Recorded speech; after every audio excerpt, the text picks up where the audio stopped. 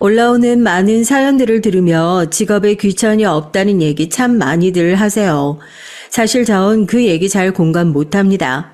직업에 귀천이 없다고 하기에 전 참 천한 직업을 가진 부모님 밑에서 호의호식하면서 자라왔거든요.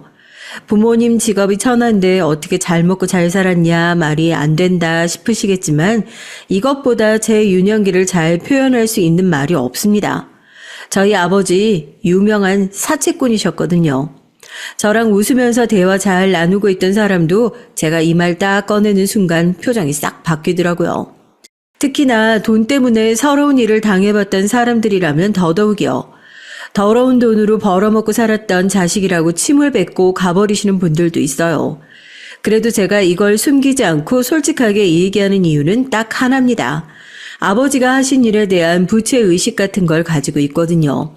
제가 어렸을 때부터 귀에 닳도록 듣고 살아온 얘기가 이거예요. 우리 불법 아닙니다. 우리도 사업자 등록 다 내고 합법으로 하는 겁니다. 말이 좋아 사채업이지 그냥 고리대금업이라고 부르는 게 맞겠죠. 금전적으로 어려움을 겪으면서 은행에서도 등을 돌린 사람들, 그렇게 돌고 돌아 결국 아버지 같은 사람들에게나 손을 벌릴 수밖에 없는 사람들에게 벗어날 수 없는 멍에를 씌우면 죄의식이라고는 없어 보이는 모습이 정말 끔찍하게 싫었습니다. 다들 아실 거예요. 지금이야 법적으로 테두리가 생겼고 그래서 어느 정도 보호받을 수 있는 장치라는 게 있지만 예전에는 그렇지만도 않았거든요. 보통 사람들과 의식구조 자체가 다른 느낌이었어요. 헤어나올 수 없는 늪에 빠진 사람들을 보면서 마치 도움의 손길을 내미는 척 더 빠져나오지 못하는 깊은 수렁으로 밀어버리는 주제에 자기가 아니면 누가 이 사람들을 구제해 주겠냐는 가짜는 선민의식을 가지는 아버지가 죽도록 싫었습니다. 야, 이 기집애야, 네가 그렇게 싫어 죽겠다는 표정으로 쳐다보면 어쩔 거야. 결국 너 이거 입고 있는 거, 네 주둥이로 들어가는 거, 이거 다 누구 호주머니에서 다 나오는 건데 너네 애비 잘 만나서 이렇게 호강하는 줄이나 알아야 돼. 이래서 기집애들은 잘해주면 안 된다니까. 내가 즐길 때는 좋고, 근데 또 이게 고귀하고 깨끗한 돈이었으면 좋겠고. 하여튼 이거 아주 그냥 배만 빌려서 나온 게 아닌가 보네. 지 엄마랑 하는 짓이 똑같아. 술만 마시면 아버지가 쳐다보는 눈빛이 똑같아서 재수없다고 얘기하는 저희 어머니도 마찬가지로 그런 아버지에게 돈을 빌리셨던 채무자 중 한 사람이었다는 것까지만 아버지와 함께 일을 하시는 불량한 다른 아저씨들을 통해 알 수 있었죠. 무슨 지독한 악연 때문에 저까지 낳게 되셨는지 모르겠지만요. 어머니가 어떻게 되셨는지 살아 계셨는지조차 알 수 없었지만 하지만 분명한 건 저의 존재가 어머니가 세상에서 가장 인정하고 싶지 않으셨을 거라는 것. 그거 하나만큼은 분명한 사실이었죠. 그건 아무리 바보인 사람도 알 수 있잖아요. 태어날 때부터 부모님에게 존재 자체를 부정당하는 존재라니 얼마나 슬프고 끔찍해요. 인정하고 싶진 않았지만 어머니가 안 계시는 상황에서 저의 법적인 보호자는 아버지라고 부르고 싶지도 않은 아버지뿐이었고 제가 자는 집, 제가 먹는 밥, 제가 입는 옷, 제가 쓰는 돈 모두 그 제가 말하는 더러운 돈이라고 부르는 것들. 그러니까 약한 사람들 호주머니에서 나오는 것들이었죠. 동네에서는 제가 사채업자 딸이라는 소문이 너무 파다하니까요. 물론 그런 소문이 돈다고 해도 누구 하나 저를 건드리는 사람이 없었지만 아버지에게 사정사정해서 일부러 집과는 멀리 떨어진 곳으로 계속 학교를 옮겨 다녔어요. 제발 입 다물고 학교를 다닐 테니까 학교라도 먼 곳으로 보내달라고요. 어차피 1년도 안 돼서 어떻게 소문이 나는 건지 몰라도 사채업자 딸이라고 전교에 소문이 쫙 나고 어제까지 친하게 지내던 친구들도 다음날 벽 보듯이 모른 척을 하기 일쑤였지만 말입니다. 항상 넘치게 벌었던 아버지였으니까요. 또래 친구들에 비해서 꽤 넉넉한 용돈을 받았거든요. 아버지 노릇을 제대로 할 줄 아는 사람도 아니었고 밥도 네가 사 먹어라. 저 학용품 좀 사야 할 것 같은데요 하면 지갑을 열어서 10,000원짜리를 몇 장씩 꺼내서 던지듯이 주고 너 알아서 사라. 그러면 그냥 고개만 꾸벅 숙이고 가는 거죠. 저도 사람이 참 모순되죠. 더러운 돈 해놓고 주는 대로 꾸벅꾸벅. 그렇게 용돈을 받으면 필요한 걸 사고 남는 돈은 들고 있다가 근처에 있는 수녀원에 싹 다 가져다 줘버렸어요. 처음에는 수녀님도 웬 어린애가 큰 돈을 들고 오니까요. 너 이 돈 어디서 났냐고 수녀님은 이 돈 못 받는다고 돌려보내려고 했었거든요. 수녀님, 저희 아버지 사채꾼이에요. 이거 훔친 거 아니고 용돈으로 받은 거거든요. 이 돈 아버지한테 있으면 어차피 돈 없는 사람들한테 이자 엄청나게 받고 다시 빌려주는데 쓸 거 여기다 주는 거예요. 수녀님이 그냥 이거 가지고 돈 없는 사람들한테 주세요. 우리 아버지한테 돈 빌리지 말라고요. 그냥 간절한 마음으로 그렇게 했던 것 같아요. 그 사람들이 얼마나 큰 돈이 필요한지, 얼마나 많은 돈을 빌리는지도 모르고 이렇게 조금씩이라도 갖다 주다 보면 우리 아버지한테 돈을 안 빌리는 날이 오지 않을까 그런 무모한 생각으로 시작된 게 습관이 됐죠. 수녀님도 그 모습이 안쓰러우셨나 봐요. 너 이름이 뭐냐고 거기서 밥도 얻어먹고 기도도 하고 청소도 하고 학교를 다녀오면 대부분의 시간은 거기서 보냈던 것 같습니다. 아버지야 뭐 제가 어디 가서 뭘 하고 다니는지 관심도 크게 없었던 사람이니까 참 다행이다 싶었죠. 남의 등쳐먹으면서 그렇게 평생 호의호식할 줄 알았던 아버지였는데 사필귀정이라는 말이 정말 있긴 있나 봅니다. 제가 고등학교에 올라간 지 얼마 안 된 어느 날이었어요. 그날도 수녀원에서 수녀님을 따라 어린아이들을 돌보다가 집으로 돌아갔는데 아버지와 함께 있는 삼촌들이 현관에서부터 줄을 지어서 서 있더라고요. 아버지가 집안에서 소리를 지르는 게 들려요. 사람이 참 무서운 게 이런 상황에 자주 노출되니까 누가 또 돈을 안 갚았나 보다 대수롭지 않게 생각했는데 삼촌들이 빨리 올라가 보라고 제 등을 떠밀더라고요. 넌 어디 갔다가 이제 기어들어와? 빨리 짐 챙겨. 30분대로 떠나야 되니까. 집안에 올라가 보니까 그야말로 쑥대밭이 따로 없어요. 도둑이 든 것 마냥 온 집안이 뒤집어져 있고 아버지가 사채업을 하다 보니 뭐 돈을 은행에다 맡겨놓는 게 아니라 현금을 집안에 쌓아놓고 살았거든요. 차고에 외제차가 4대가 있었는데 차 트렁크가 죄다 열려져 있고 누가 봐도 당장이라도 도망가는 사람 마냥 트렁크에 현금을 싣고 있는 게 무슨 일이 나도 단단히 났다 싶더라고요. 지금 이게 다 무슨 일이냐고 어딜 가는 거냐고 물어도 지금 그런 거 따질 때가 아니라고 하면서 아무거나 돈 되는 건 다 담으라고 큰 가방을 저한테 집어 던지셨죠. 뭘 담아야 되는지도 모르겠고 제가 이 집에서 챙길 수 있는 게 뭐가 있겠어요. 신분증, 교복, 옷 몇 개 주워 담고 가방을 챙겨서 내려가려고 하는데 1층에서 시끄러운 소리가 들렸습니다. 순간 발이 얼어붙었죠. 누군가 미친 듯이 계단을 올라오더군요. 아버지와 함께 일하시던 삼촌이었습니다. 삼촌은 제 방으로 저를 확 밀치고 등으로 문을 막아버리셨어요. 가라마, 빨리 도망가. 그 뒤로 무슨 정신이었는지 모르겠습니다. 가방을 끌어안고 창문으로 냅다 뛰어내렸어요. 높이가 꽤 있었지만 옷가지가 있었던 가방 덕분에 풀숲에 떨어진 저는 몸에 생채기만 남은 채로 무사히 떨어질 수 있었죠. 어디로 가야 하는지도 모르고 그냥 맨발로 막 달렸던 것 같아요. 뒤를 돌아보니 현관에 누군지도 모르는 사람들이 마구 엉켜 있더군요. 다리에 계속 힘이 풀리는데 경찰서로 가야 하나 어디로 가야 하나 무작정 달리다 보니까 그래도 매번 왔던 곳이라고 수녀원에 도착하게 됐어요. 온 몸이 상처투성이가 된 저를 보고 수녀님은 깜짝 놀라셨습니다. 엉엉 울면서 수녀님의 품에 안겨서 그대로 기절을 했던 것 같아요. 수녀님 말로는 제가 그렇게 쓰러져서 며칠을 누워 있었다고 하더군요. 아버지에게 큰 돈을 빌렸던 사업가가 돈을 갚지 않기 위해 벌였던 짓이었다고 합니다. 그 일로 아버지는 목숨을 잃었고 같이 일을 했던 사람들도 뿔뿔이 흩어졌다고요.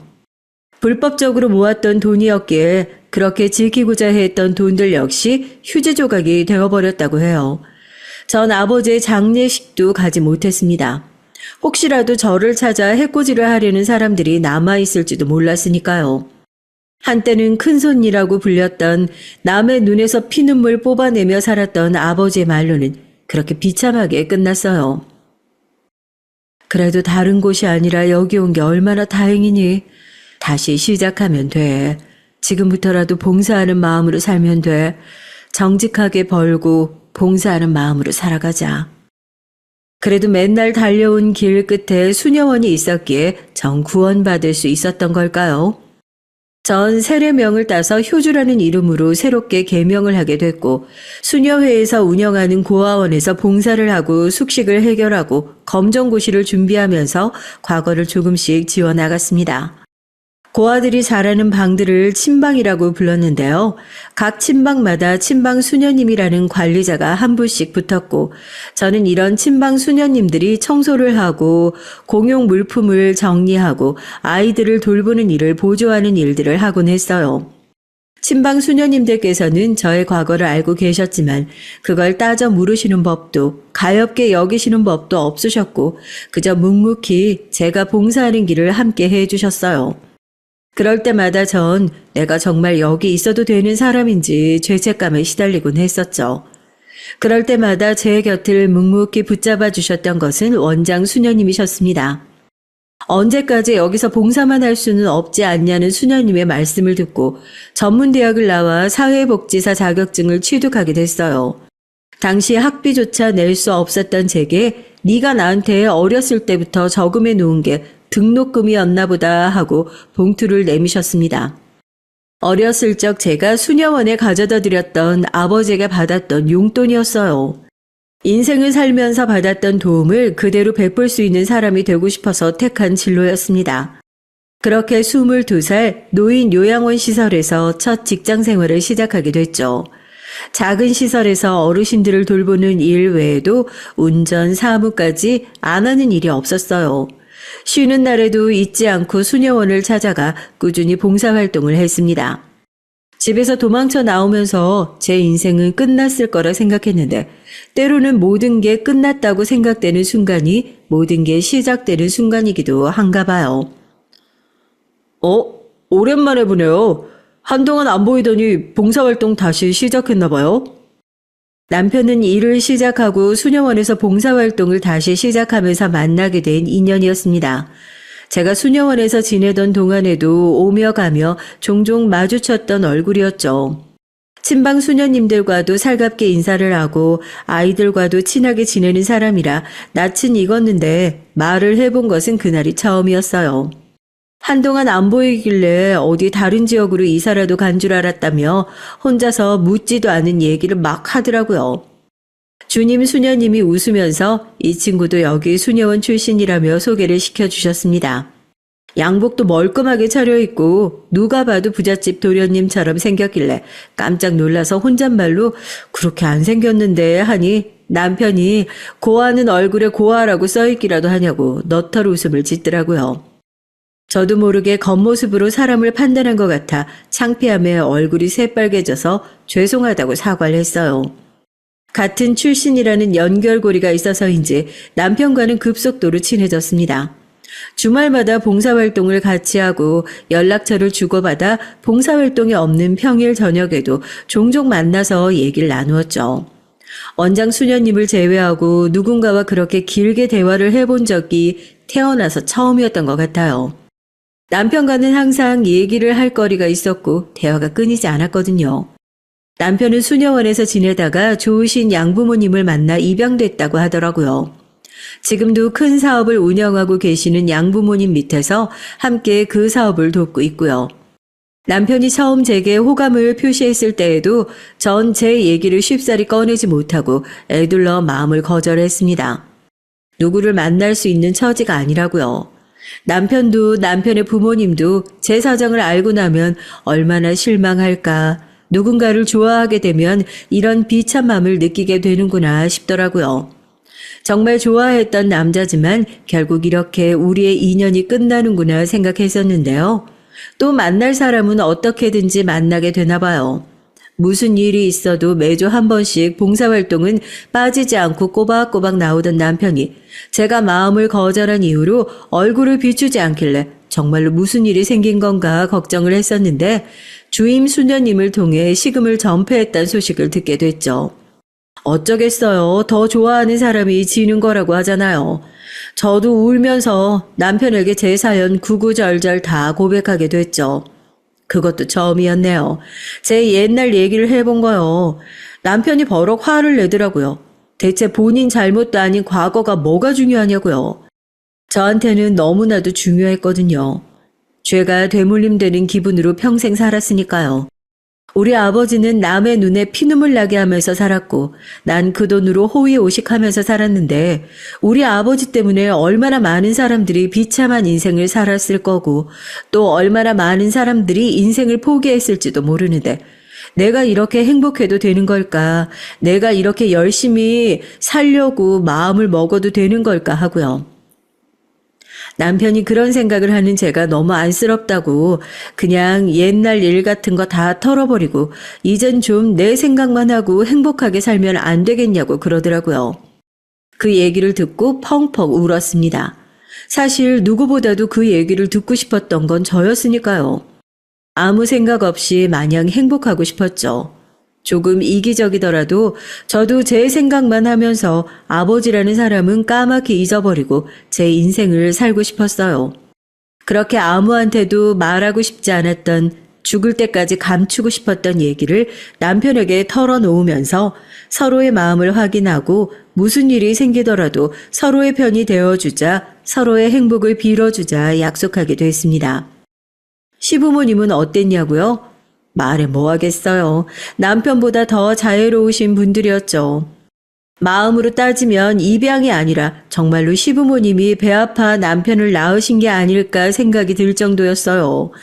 하지만 분명히 걱정되는 부분도 있었죠. 그렇잖아요. 아이를 갖지 못해서 고아를 입양하는 것과 그렇게 입양한 자식이 고아인 여자와 결혼하는 것과는 또 다른 얘기잖아요. 솔직히 저를 좀 안 좋게 생각하실 거라고 지레 겁먹은 부분이 있었습니다. 남편은 워낙 애지중지 키우셨다는 얘기를 수녀님한테 듣고 나서는 더욱요. 남편과 당장이라도 헤어지라고 하면 어떡하지 싶었는데 웬걸요? 만나자마자 어머님께서는 눈물이 그렁그렁 하셔서 첫 만남에 저를 꼭 끌어안고 그러셨어요. 얼마나 고생이 많았어요. 부모는 자기가 선택할 수 있는 게 아니야. 뭐가 됐든 내 잘못이라고 생각하지 말아요. 얼마나 아팠을 거야. 그래도 어디 하나 모자라지도 않고 지금 이렇게 좋은 일 하면서 살게 되기까지 그 노력을 어떻게 감히 이해를 하겠어. 내가 우리 아들 키우면서 우리 아들 아픔을 이해하지 못하는 게 항상 미안했어요. 서로 아픔을 이해할 수 있는 사람을 만나서 참 다행이다 싶네요. 부모는 자기가 선택할 수 있는 것이 아니라는 말에 그동안 난도질 당했던 가슴이 아무는 것 같았습니다. 남편과 결혼을 하고 딸을 갖게 되었을 때도 시어머니께서 해주신 그 말을 새기면서 좋은 부모가 되고자 부단히도 노력했어요. 서재에 육아 관련 책만 한 트럭이에요. 남편이 저한테 자식 키우는 건 책만 들여다본다고 되는 일이 아니라고 하는데도 제가 이런 걸 배울 부모님이 있길 하나, 뭐 물어볼 친구가 있길 하나요? 뭐 백날 첫날 책을 들여다보는데도 딸 키우면서 말도 안 되는 이유로 애랑 목에 핏대 세우면서 싸우는 일이 허다했죠. 그래도 자식 키우는 건 왜 그렇게 즐거운지요? 아마 사연을 들으시는 분들도 자식 생각하면서 슬며시 웃으실 거라 생각합니다. 공부도 잘하고 성격도 쾌활해서 친구들과도 잘 어울려 다니고 생일이면 제발 나가서 외식 좀 하라니까 엄마 음식이 더 맛있다면서 친구들 한 바가지 집에 몰고 와서 엄마랑 주말도 반납하고 명절에도 안 하는 음식 수발을 시키질 않나 환장하죠. 남편도 저도 나서는 것도 감투 쓰는 것도 그렇게 좋아하는 성격이 아니었는데 저희 딸은 뭐 그렇게 나서는 걸 좋아하는지 중학교 고등학교 때는 말도 안 하고 학생회장 선거에 나가서 덜컥 당선이 돼서 깜짝 놀라기도 했네요. 딸들은 다 그런가 봐요. 방 청소는 대체 왜 그렇게 안 하는 건지 죽어라 싸워도 돌아서면 쓰레기장이 따로 없어요. 아침에 자기만 깔끔하게 단장하고 나가는 게 웃겨 죽겠다니까요. 그렇게 지지고 볶고 싸운 게 엊그제 같은데 언제 커지고 대학을 들어가고 나더니 이제는 다른 이유로 엄마 마음을 서운하게 하는 겁니다. 남친 때문에요. 또 나가? 오늘 오후에 엄마랑 같이 영화 보러 가기로 했잖아. 엄마, 다음에 보러 가면 안 돼? 나 오늘 진짜 중요한 날이라서. 진짜 미안. 아빠한텐 비밀이야. 알겠지? 약속 꼭 지켜줘. 저야 딸과 친구처럼 지낸다고 하지만 저희 남편은 딸 남자친구의 남자만 나와도 눈에 쌍심지를 켜고 달려드는 수준이거든요. 대학교 3학년쯤 됐을까요? 엄마의 촉이란 게 있잖아요. 주말이면 엄마한테 영화 뭐가 나왔다더라. 이거 하러 가자, 저거 하러 가자. 쫑알쫑알 떠드는 소리가 쏙 하고 들어갔어요. 대신에 아침부터 옷이란 옷은 다 헤집어 놓고 아침부터 화장대 앞에서 몇 시간이고 앉아서 화장을 하는 거예요. 올 게 왔다 싶더라고요. 새벽까지 누워서 핸드폰만 붙들고 있는 게 남자친구가 생겼구나 싶더라고요. 남자친구 생긴 거야? 엄마한텐 얘기해 줄 수도 있잖아. 뭐 하는 친구인데? 괜찮은 사람이야? 나중에 엄마한테 한번 보여줘. 아빠한텐 비밀로 해줄게. 왜 요즘 하도 험한 일이 많으니까 딸 가진 엄마 입장에서는 걱정이 되잖아요. 아르바이트를 하느라 조금 늦게 들어오기만 해도 얘가 남자친구 만나다가 늦게 들어오는 게 아닌지 괜히 의심이 되고 걱정이 되더라고요. 한 번도 그런 적이 없었는데 그것 때문에 괜히 싸우기도 하고요. 솔직히 그 나이대에 사귀기도 하고 헤어지기도 하는 거 뭐 흔한 일이죠. 저희 딸도 그럴 줄 알았어요. 좀 사귀다가 얼마 못 가서 헤어졌다고 울고불고 난리를 치겠거니 했는데 이번에는 생각보다 연애가 꽤나 길어지는 것 같아서 걱정인 거죠. 첫째는 남자친구를 만나면서 가족들과의 관계가 괜히 소원해지는 것 같아서 서운한 마음도 들고, 둘째는 얘가 정말 진지한 관계로 만나는 건가 하는 걱정도 들고요. 저도 젊은 나이에 남편 만나놓고 괜한 걱정이다 싶으면서도요. 엄마의 촉이라는 게 정말 무섭긴 한가 봅니다. 딸의 연애 때문에 언제라도 사고가 한번 터지겠다 싶었는데 그것 때문에 온 집안이 한번 발칵 뒤집어진 적이 있었거든요. 저도 남편도 일을 하느라 바쁘다 보니까 딸애한테 매달 직접 용돈을 주는 것이 번거롭기도 해서 저희가 용돈 대신에 가족 카드를 하나 발급해 줬어요. 매달 한도를 50만 원으로 설정해서요. 생활비나 식비 이런 것들을 그 카드로 사용하려고요. 가족 카드가 있긴 하지만 친구들이랑 여행 갈 때를 제외하고는 한 번도 그 카드 한도를 채워서 사용한 적도 없었고 카드 값을 많이 사용할 것 같다 싶으면 남편이나 저에게 뭐 때문에 좀 많이 사용하게 될 것 같다 미리 말을 하기도 했고요. 대학교 2학년을 마치고 친구들과 졸업여행으로 유럽을 가고 싶다면서 한 학기 휴학을 하고 잠시 아르바이트를 했던 적이 있었는데 이때 아르바이트도 하고 과외도 하면서 돈도 꽤 모아둔 모양이었어요. 자기가 열심히 일을 해서 돈을 모으겠다는데 뭐 얼마나 모았는지 어디다 쓰려고 하는지 굳이 물어보지도 않았었고요. 그런데 딸이 연애를 하기 시작하고서부터 딸 명의로 발급해준 가족카드 고지서의 명세서가 날아오는데 조금 의아했습니다. 한 번도 이렇게 사용을 한 적이 없었는데 한도가 꽉 채워져 있더라고요. 처음에는 얘가 이제 막 남자친구를 사귀면서 씀씀이가 커졌나 보다 싶어서 주의를 주기도 했고요. 그게 한 달, 두 달 나아지기는커녕 제 핸드폰으로 한도 초과 문자가 날아오는 걸 보고 이건 뭔가 잘못됐구나 싶더라고요. 다른 건 몰라도 돈과 관련된 문제는 초장에 주의를 줘야겠다 싶었는데 진짜 문제는 그 후에 터졌습니다. 당시 전 기존에 하고 있던 사회복지사 일을 정리하고 남편과 준비하는 일이 있어서 대학원을 다니며 강의를 듣고 있던 시기였어요. 강의를 듣고 집으로 돌아오는데 우편함에 봉투가 하나 꽂혀 있더군요. 땡땡카드 명세서 제중 남편도 저도 쓰지 않는 카드사였기에 처음엔 잘못 온 우편물이겠거니 생각하고 반송함에 넣으려다가 멈칫할 수밖에 없었습니다. 받는 이에는 딸의 이름이 선명하게 찍혀져 있었으니까요. 황급히 집으로 올라가 우편물을 뜯어봤죠. 딸의 우편물을 제가 확인하는 것이 잘못된 일임을 알고 있었지만 그동안 있었던 일을 생각하면 애한테 무슨 문제가 생긴 건지 아닌지 걱정이 앞설 수밖에 없었어요. 언제 발급받았는지도 모를 신용카드 명세서엔 150만 원 가까이 되는 금액이 찍혀 있었죠. 이번 달 딸이 사용한 가족카드 금액까지 따지고 보면 거의 200만 원 돈을 쓴 겁니다. 한 번도 돈을 가지고 사고를 쳤던 적도 없었고 여자애들은 돈이 모자라면 밖에서 안 좋은 사고 칠까 봐 걱정돼서 일부러 용돈을 넉넉하게 줬으면 좋는데 너무 갑작스러워서 별 생각이 다 들더라고요. 얘가 무슨 누구한테 협박을 당했나 아니면 어디 가서 빚을 졌나 싶기도 하고요. 명세서를 확인해 보니 백화점에서 결제한 내역이 대부분이었습니다. 그때 학교를 마친 딸이 집으로 돌아왔어요. 명세서를 들고 있는 저를 보더니 화들짝 놀라며 제 손에 있는 종이를 확 뺏어가더라고요. 너 이게 다 뭐야? 이 카드는 뭐고? 엄마 몰래 신용카드 개설한 거야? 네가 대체 이 큰 돈이 어디다가 필요해서? 대체 백화점에서 뭘 샀길래 돈이 이만큼 나와?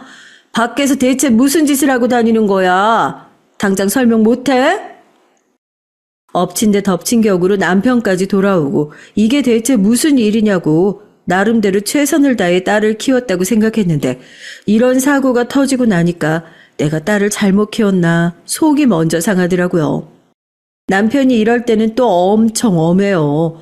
왜 자기 우편물을 함부로 보냐고 저한테 대들던 딸도 남편이 표정을 확 굳히고 당장 앉아서 이게 뭔지 설명하라고 정색을 하고 얘기를 하니까 아무 말도 못하고 우물쭈물 하더라고요. 또 너무 몰아세우면 제대로 얘기를 하지 않을까 싶어 딸을 앉혀놓고 차분히 물었습니다. 네가 대체 뭐 때문에 이렇게 큰 돈을 썼냐고요? 너 설마 이 돈 남자친구한테 쓴 거야? 보니까 남성 매장에서 쓴 것 같던데 맞니? 저도 의심 가는 구석이 있잖아요. 딸한테 남자친구가 있는지도 몰랐던 남편은 더 열이 받을 수밖에 없죠. 아니나 다를까 맞답니다. 남자친구한테 협박이라도 당한 거냐고 하니까 또 그건 아니라고. 그럼 대체 뭐냐고 물으니까 딸이 펑펑 울면서 얘기를 하더라고요. 남자친구가 일하는데 필요한 물건을 사준 것뿐이라고요. 카드값도 자기가 아르바이트를 한 돈으로 다 갚을 수 있는 돈이라고 합니다. 이유를 듣고 나니까 저희 부부는 더 기가 막힐 뿐이었죠. 엄마, 내가 진짜 좋아하는 사람이야. 사람들 만나러 다니는 영업사원인데 제대로 된 양복도 시계도 없는 게 그래 보여서 내가 먼저 사주겠다고 얘기 꺼낸 거야. 그 사람이 나한테 사달라고 한 적도 없고 아르바이트비 나오면 카드값도 다 내려고 했어. 그 사람 정말 나쁜 사람 아니야. 엄마 아빠도 만나보면 좋은 사람이라고 생각할 거야. 자식 키우는 게 어려운 줄이야 알았지만 이런 이유로 뒷목 잡게 될 줄 누가 알았겠어요. 남편은 기가 차서 그런 놈은 만날 생각도 없으니까 딸한테 버럭버럭 소리 지르면서 당장 헤어지라는 소리를 하고요. 전 일단 그런 남편을 말리고 사실 확인부터 했어요. 너 정말 이거 낼 돈은 있었던 거 맞냐고요. 딸이 울면서 통장 잔액을 보여주더라고요. 아르바이트를 하면서 차곡차곡 모아둔 돈이 꽤 돼요. 명세서만 저한테 걸렸을 뿐이지 카드값은 충분히 내고도 남을 돈이더라고요. 카드를 만든 이유도 상품권도 받고 할인도 받으려고 그랬던 것뿐이랍니다. 이걸 잘했다고 할 수도 없고 알겠으니까 일단 방으로 들어가라고 남편을 아직도 화가 안 풀리나 봐요. 어디서 놈팽이 같은 놈들 만나가지고 뼈 빠지게 일한 돈 다 퍼주고 있냐고요.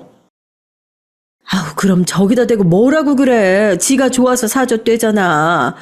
집에 있는 돈 훔쳐다가 사준 것도 아니고 자기가 아르바이트해서 번 돈으로 사줬다는데 물론 허락도 안 받고 신용카드 만든 건 잘못한 일이지만 쟤도 성인이고 마냥 뭐라고 할 일은 아닌 것 같아서 그래. 차라리 우리가 한번 만나보는 게 어때요? 우리가 소민이 안 믿어주면 누가 우리 딸을 믿어주겠어. 제 딴에는 지금 얼마나 억울할 거야. 제 얘기에 남편의 화도 조금은 누그러진 눈치였습니다.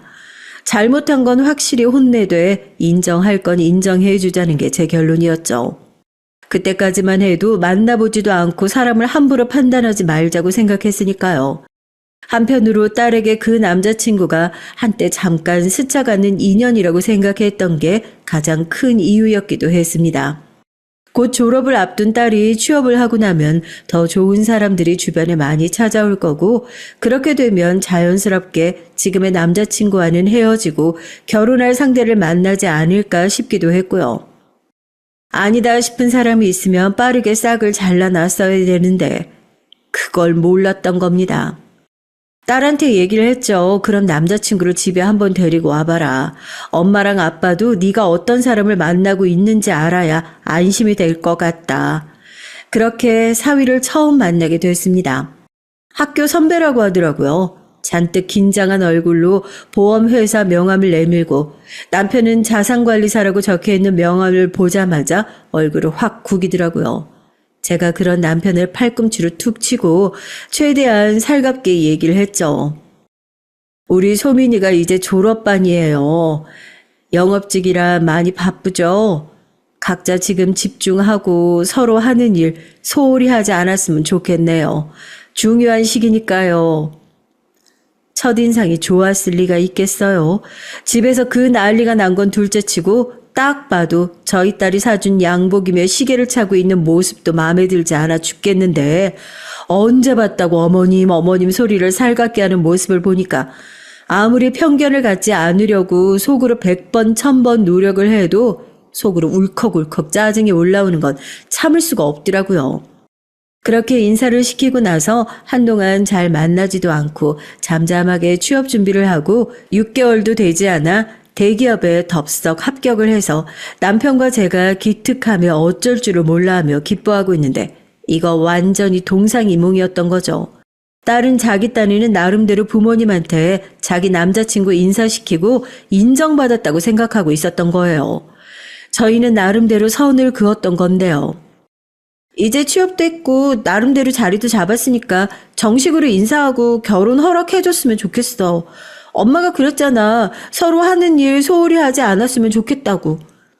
우리도 나름대로 엄마한테 인정받고 싶어서 노력하는 모습 보여준 거야. 허락해줘. 제 딸이지만 어쩜 그렇게 거품 무는 소리만 골라가지고 하는지 남편과 제가 몇 날 며칠을 뜯어 말렸는지 모르겠습니다. 결혼이라는 게 원래 사랑만으로도 조건만으로도 이루어지는 게 아니다. 너 지금 사랑만 가지고 결혼하려고 하는 거나 다름없다. 그거 하나 가지고 평생 인생을 건다는 게 얼마나 모험인 줄 아냐. 그게 세상에서 가장 변하기 쉬운 감정이다. 네가 살면서 몇 명이나 만나보고 사람 보는 눈을 얼마나 키워봤냐고. 벌써 결혼을 하겠다고 달려드는 거냐. 한 번 선택하면 후회할 수도 물을 수도 없는 게 결혼이다. 무슨 소리를 해도 이미 딸 귀에 들리지도 않더라고요. 그렇게 하나부터 10까지 따져서 하는 게 결혼이라면 저와 남편은 어떻게 결혼을 할 수 있었냐며 기어이 저희 가슴에 대못까지 박더라고요. 저도 알아놓고 남편도 옆에서 속이 미어지고 그 와중에 결혼 허락 받겠다고 딸과 사위가 집에 계속 들락날락하고 사위는 와중에 매일같이 찾아와서 옆에서 정말로 사랑해서 하는 결혼이다. 허락만 해주시면 후회하지 않도록 할 자신 있다. 불난집에 부채질 하듯이 무릎을 꿇고 호소하고 어쩌겠어요. 결국 자식 이기는 부모 없다고 하잖아요. 대체 누굴 닮아서 고집이 저 모양인지 폭폭해서 가슴을 퍽퍽 두드려봐도 결국 내 배 아파서 낳은 내 자식이니 날 닮은 거겠죠. 울며 겨자 먹기인 심정으로 두 사람이 결혼을 허락하게 됐습니다. 저야 제 자식이 100번 보고 1000번 봐도 모자란 상황이었지만 두 사람이 진심으로 사랑한다는 그 말 하나 믿어보자는 심정으로 허락하게 됐고 딸은 기다렸다는 듯 양가의 인사를 다녀오더니 상견례 날짜를 잡아 저희에게 알렸어요. 여보, 난 아무리 생각해도 이게 맞는지 모르겠어요. 우리 잘하는 거 맞겠지? 남들은 사위가 그렇게 믿음직스럽고 든든하다는데 난 이상하게 믿음이 안 가. 우리 딸 믿고 맡겨야 하는데 왜 이렇게 답답하고 불안한지 모르겠어. 내가 너무 생각이 많은 거겠지? 상견례 전날까지 이상하게 불안해하는 저의 손을 꼭 잡아주면서 남편은 저를 달랬습니다. 조건 없이 사랑을 택하려고 하면 그것도 저희 딸의 팔자라면서요. 우리 딸을 너무 품 안의 자식으로 키웠다면서 이제 막상 딸 결혼시키려고 하니까 안 해도 될 걱정까지 드는 거라나요? 사서 걱정일 거라고 생각하면 남편의 손을 꼭 붙잡고 눈을 감았습니다. 그때까지만 해도 제 이유 없는 불안이 현실이 될 거라고는 상상도 하지 못한 채 말이에요. 상견례 당일 긴장한 남편과 저와 달리 딸은 굉장히 들뜨고 신나 보이더라고요. 그래도 행복해하는 딸의 모습을 보니까 어제의 걱정이 조금은 덜어지는 느낌이었죠. 그래, 네가 그렇게 좋으면 됐다 하는 마음이라고 해야 되나요? 딸과 함께 상견례 장소를 향하니까 먼저 도착해 있던 사돈댁이 살갑게 인사를 건네오셨죠. 저희도 정중하게 인사를 나누고 서로 명함을 주고받았습니다. 듣자 하니까 안사돈께서는 공인중개사 일을 하신다고 하더라고요. 사부인 말씀 많이 들었습니다. 저랑 나이가 같다고 들었는데 아유 어쩜 확실히 관리를 받으셔가지고 그런지 피부에 주름이 하나도 없으세요. 확실히 부잣집 사모님은 얼굴에서부터 표가 나나 봅니다. 아이고. 저도 괜한 소리 안 들으려면 결혼식 전에 바짝 관리 좀 받아야겠네요. 아유, 나중에 관리 받으러 가실 때 저도 좀 같이 끼워주세요. 나이에 맞지 않는 화려한 옷차림은 둘째치고 상견례 자리에서 저런 소리까지 하나 싶을 정도로 음식도 나오기 전에 어찌나 본인 얘기만 하시던지 처음 본 사람을 그것도 사돈을 평가할 생각도 없었지만은 주책이다라는 생각이 절로 들더라고요. 저런 집에 저희 딸이 시집가서 얼마나 고생을 할지 안 봐도 뻔한 느낌이 들어서 속으로 한숨을 푹푹 쉬었어요. 남편을 힐끗 쳐다보니까 심란한 얼굴이 저와 같은 생각을 하고 있는 것 같더라고요. 제 입에서 제대로 된 대답이 나올 때까지 계속 저러시겠다 싶어서 대충 네네 맞장구를 치고 식사가 시작됐습니다.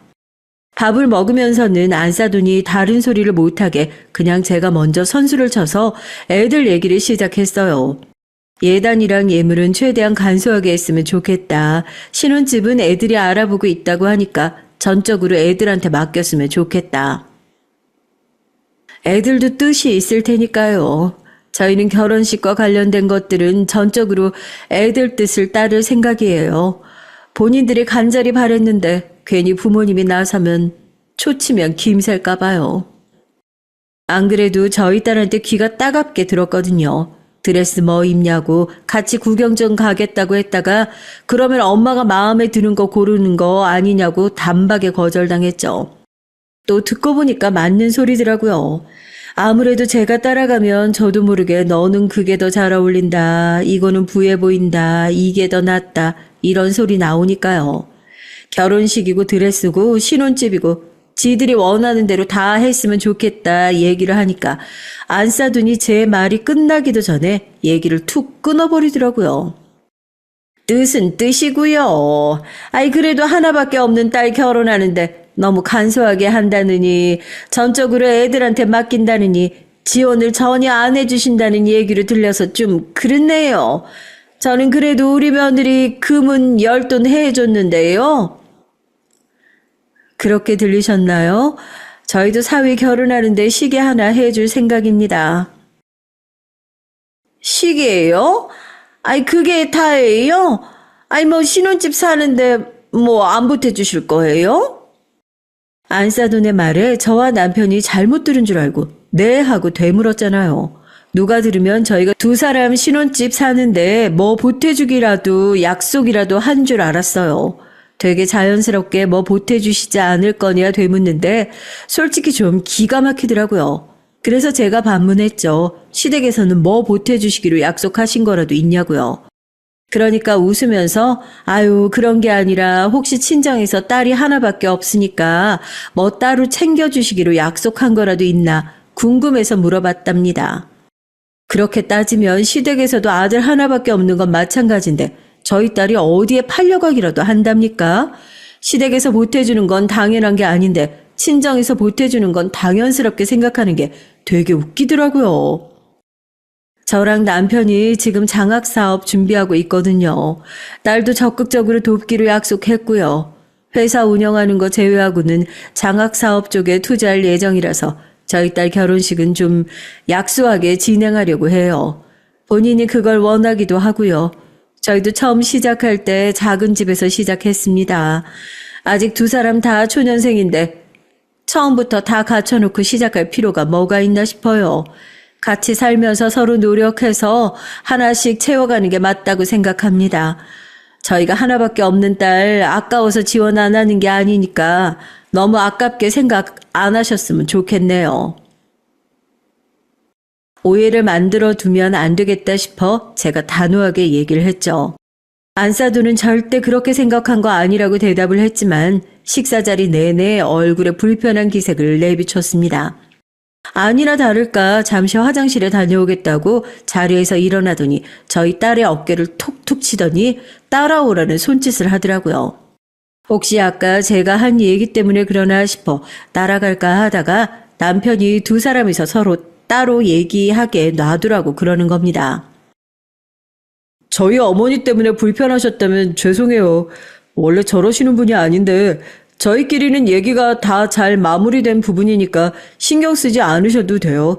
저도 결혼식에 쓸데없는 비용 많이 쓰는 거 원하지도 않고 무리해서 신혼집 넓게 잡고 싶은 마음도 없고요. 사위의 얘기는 귀에 들리지도 않고 온통 신경은 안사돈과 딸이가 있는 화장실에 가 있었죠. 금방 돌아올 줄 알았던 두 사람이 빠르게 자리로 돌아오지 않기에 전 더 이상 기다리지 못하고 벌떡 자리에 일어나서 화장실로 향했습니다. 아니나 다를까 굳게 닫힌 화장실 문 앞에서부터 시끌시끌한 소리가 들리더라고요. 혹시나 싶어 화장실 문에 귀를 가져다 대보니 잔뜩 화가 난 안사돈의 목소리가 또렷하게 들렸습니다. 야, 장난해? 너희 집 부자라며. 너희 아버지 사업한다고 분명 그랬잖아. 아까 명함 보니까 너희 아버지가 대표 맞던데. 너 진짜 그 집 딸 맞긴 맞아? 내가 알아보니까 너네 어머니 아버지 둘 다 고아 출신이라며. 너도 어디서 입양한 애 아니냐? 아니 그러지 않고서야 어떻게 하나밖에 없는 자기 딸 결혼하는데 집 한 채를 안 해주냔 말이야. 말이 되냐고. 너 이거 어떻게 책임질 거야? 내가 너희 집이랑 결혼한다고 지금 끌어온 돈이랑 계약이 얼만 줄이나 알아? 결혼만 하고 남은 네가 해가지고 온 아파트 담보로 해서 그거 싹 다 처리해줘야 되는데 내가 그걸 어떻게 물어주냔 말이야. 어머님 그게 무슨 말씀이세요? 제가 언제 아파트를 해온다고 했어요. 윤성 씨랑도 그런 얘기 한 번도 한 적 없어요. 저한테 그런 말씀 한마디도 없이 어머님 맘대로 지금 저희 아버지 이름 팔아서 계약 따오신 거 아니에요? 어떻게 그런 말도 안 되는 행동을 저희 집 모르게 함부로 하실 수 있으세요? 그리고 입양이라니요. 저 멀쩡한 저희 부모님 자식이에요. 이 손 당장 놓으세요. 지금 당장 나가서 저희 부모님께 다 말씀드릴 거예요. 가긴 어딜 가. 윤성이가 분명히 나한테 너희 아버지 회사 정도면 강남의 아파트 한 채 정도는 그냥 해줄 수 있다고 그렇게 얘기했다고. 그럼 내가 없는 얘기라도 지어냈다 이거야? 새파랗게 어린 년이 내 아들 꼬드겼으면 그 정도는 혼수를 해와야지. 하여튼 너 내가 손해본 거 제대로 못 메꾸면 니네 부모고 뭐고 싹 다 조져놓을 줄 알아. 알겠어? 내가 아주 그냥 결혼이고 뭐고 더러운 소문 내가지고 다시는 결혼도 못하고 얼굴도 못 들고 다니게 그렇게 만들 거니까. 철문 너머로 들려오는 대화를 듣는 순간 앞뒤를 분간할 새도 없이 문고리를 잡고 마구 흔들었습니다. 아예 들어오지 못하게 안쪽에서 문을 잠궈둔 모양이더군요. 주변을 두리번거리다가 벽돌을 발견하고 손에서 피가 나는 줄도 모르고 벽돌로 문고리를 마구 쳐서 문을 열었습니다. 문이 열리자마자 딸이 제 얼굴을 보고 울면서 뛰쳐나왔고 당황한 안사돈이 저를 보면서 뭔가 오해하는 게 있는데 그거 놓고 자기 얘기 들어보라고 손으로 저를 막아서더군요. 네가 감히 내 딸한테 어떻게 감히 내 딸한테 그딴 짓을 할 수가 있어? 안사돈이 저를 막아설 새도 없이 짝소리나게 뺨을 후려쳤습니다. 바닥에 나둥그라지는 안사돈을 내팽개치고 딸을 붙잡아 다친 곳이 없는지 확인했어요. 얼마나 무서웠는지 몸이 덜덜 떨리는데 분이 풀리지가 않더라고요. 제 목소리를 들었는지 남편도 한달음에 달려왔고 사위는 자기 어머니가 쓰러져 있는 것을 보고 상황이 잘못된 것을 눈치챘는지 저희를 보자마자 뒤돌아 도망치기 시작했습니다. 당장 경찰 불러주세요. 여기요. 여기 당장 경찰 불러주세요. 아침까지만 해도 설렘으로 가득 차 있던 딸의 상견례장은 그렇게 상처만 남은 채 아수라장으로 끝나고 말았죠. 경찰서에 도착하자마자 모든 상황을 진술했습니다. 저희 이름을 팔아서 계약금을 끌어오고 주위에서 투자금을 유치했다는 정황을 모두 말이에요. 한두 건이 아니고 액수도 어마어마하더군요. 대체 아들의 결혼으로 얼마나 큰 장사를 하려고 했던 건지 그 파렴치함에 치가 떨릴 따름이었습니다. 진술이 끝나기도 전에 안사돈에게 피해를 입었던 피해자들이 경찰서로 한달음에 달려왔고 제가 손을 쓸 필요도 없이 달려든 피해자들은 안사돈의 머리채를 쥐어뜯고 쌍욕을 하면서 경찰서를 또 한 번 아수라장이 됐어요. 딸은 옆에서 엉엉 울면서 저에게 미안하다는 얘기를 하더군요. 네가 뭐가 미안해. 너 엄마한테 미안하다고 할 필요 없어. 너도 이 사람들한테 당한 피해자야. 여기 경찰서야. 너도 피해자니까 경찰들한테 똑바로 진술해. 난 정말 억울하다니까요. 경찰 양반, 내 얘기 좀 들어봐요. 나 정말 베테랑 공인중개사야. 내가 이 사람들한테 사기치려고 그랬겠어요? 아니, 여기가 우리 며느리야. 여기가 우리 사돈인데 회사가 어마어마하게 크단 말이야. 외동딸이어가지고 아파트 한 채 큰 거 해줄 줄 알고 우리 아들이 그 아파트 해주면 그거 담보로 돈 끌어준다고 해가지고 그것만 받으면 투자 받은 거 다 갚아주려고 했다니까요, 정말. 아줌마, 누가 며느리고 누가 사돈이에요? 이 사람 저한테 처음부터 돈 노리고 접근한 거예요. 사귈 때부터 자기 일할 때 필요하다고 시계며 양복이며 지난번엔 차 할부값까지 대신 내줄 수 있냐고 자동이체 통장까지 몰래 바꾸려다가 걸린 사람이라고요. 이 사람들 완전 모자 사기단이나 다름없어요. 전 이 사람들 때문에 결혼할 사람도 잃고 인생이 완전 망했다고요. 제발 제대로 꼭 좀 처벌받을 수 있게 도와주세요. 부탁드려요. 엉엉 울고 있는 딸의 모습을 보는데 왜 그렇게 안쓰러운지요. 곧이어 저희 쪽 변호사가 도착하고 저희가 구구절절 진술을 할 필요도 없이 상황은 꽤나 빠르고 깔끔하게 종료됐습니다. 두 사람은 실형을 피하기 어려워 보이더라고요.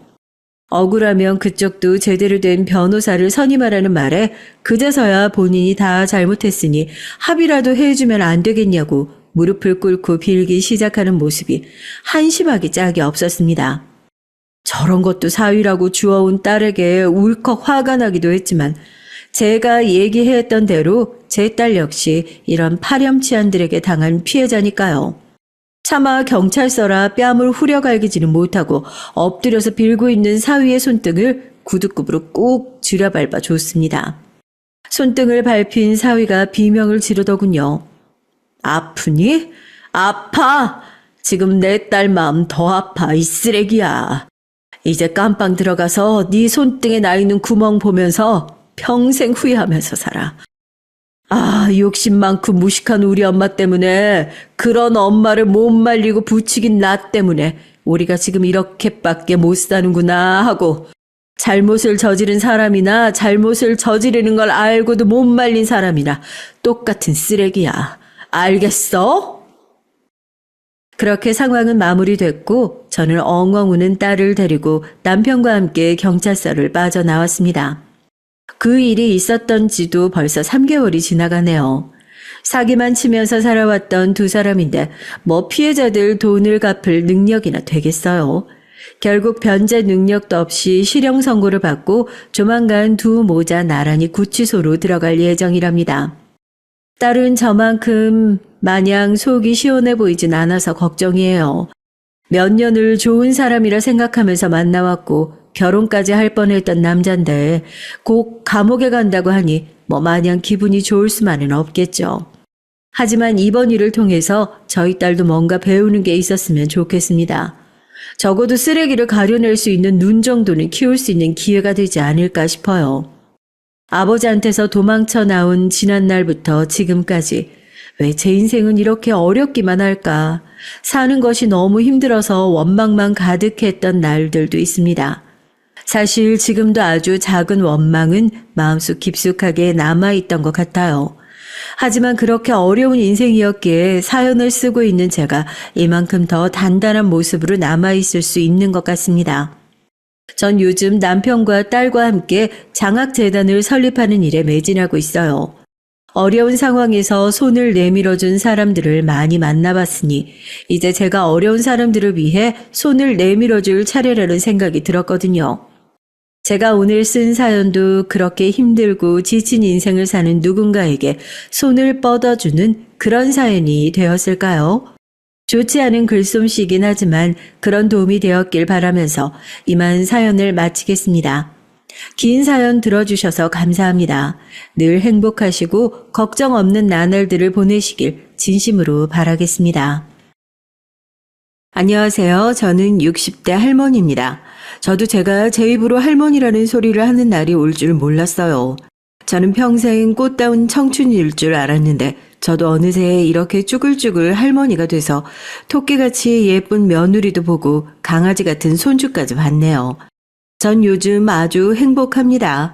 하나밖에 없는 아들이 착하고 어여쁜 며느리를 만나서 장가를 간 것만으로도 행복한데 얼마 전에 눈에 넣어도 아프지 않을 손주까지 태어난 거 있죠? 전 이제 죽어도 여한이 없다는 말이 무슨 소린지 알겠더라고요.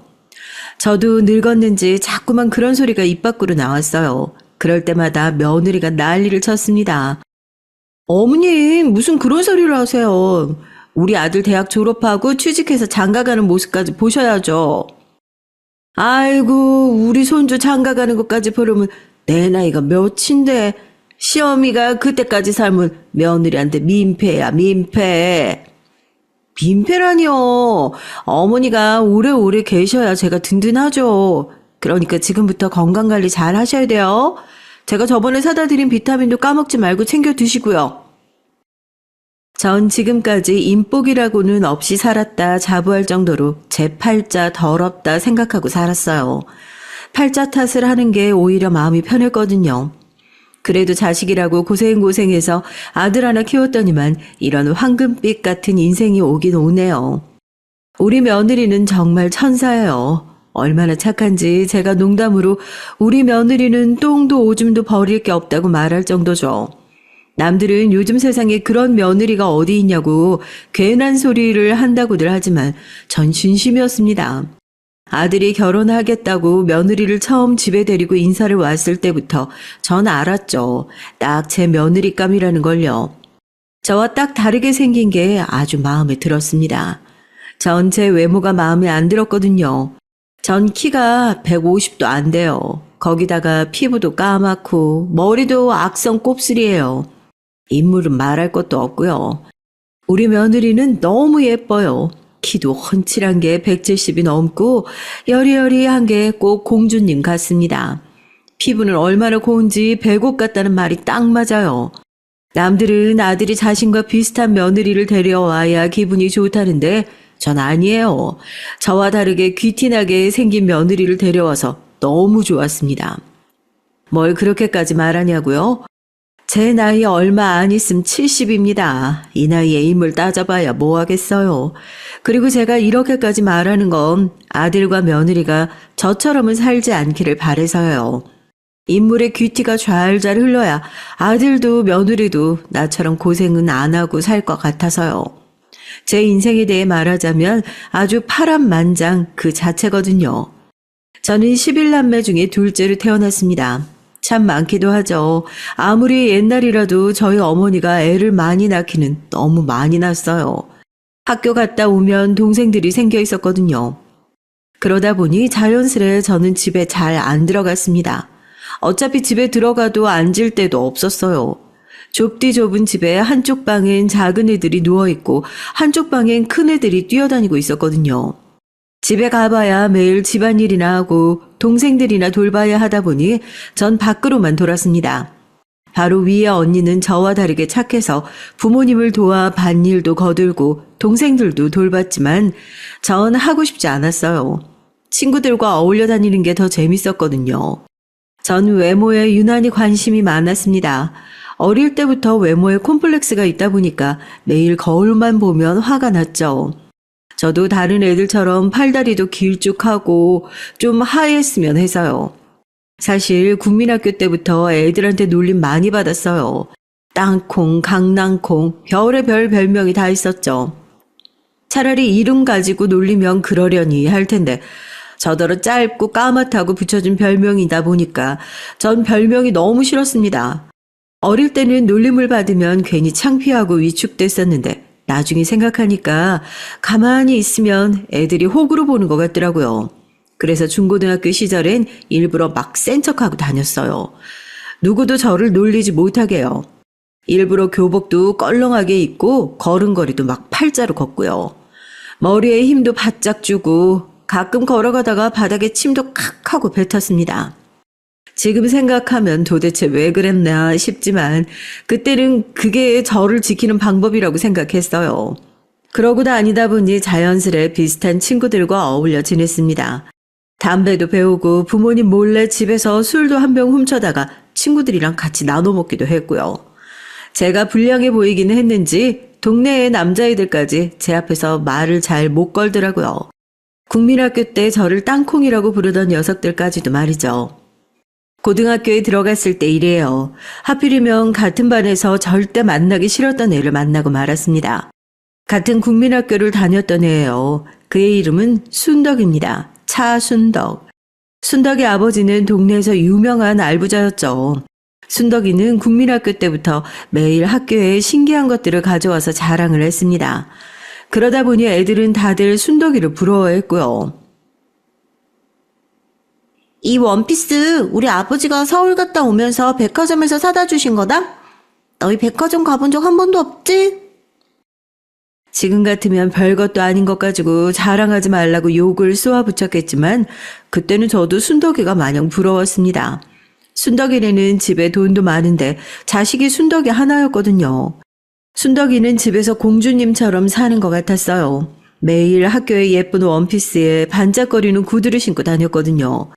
저야 형제가 많은 집에서 북적거리며 살다 보니 매일 언니 옷을 물려받아 입어서 새 옷은 입어본 적이 없어요.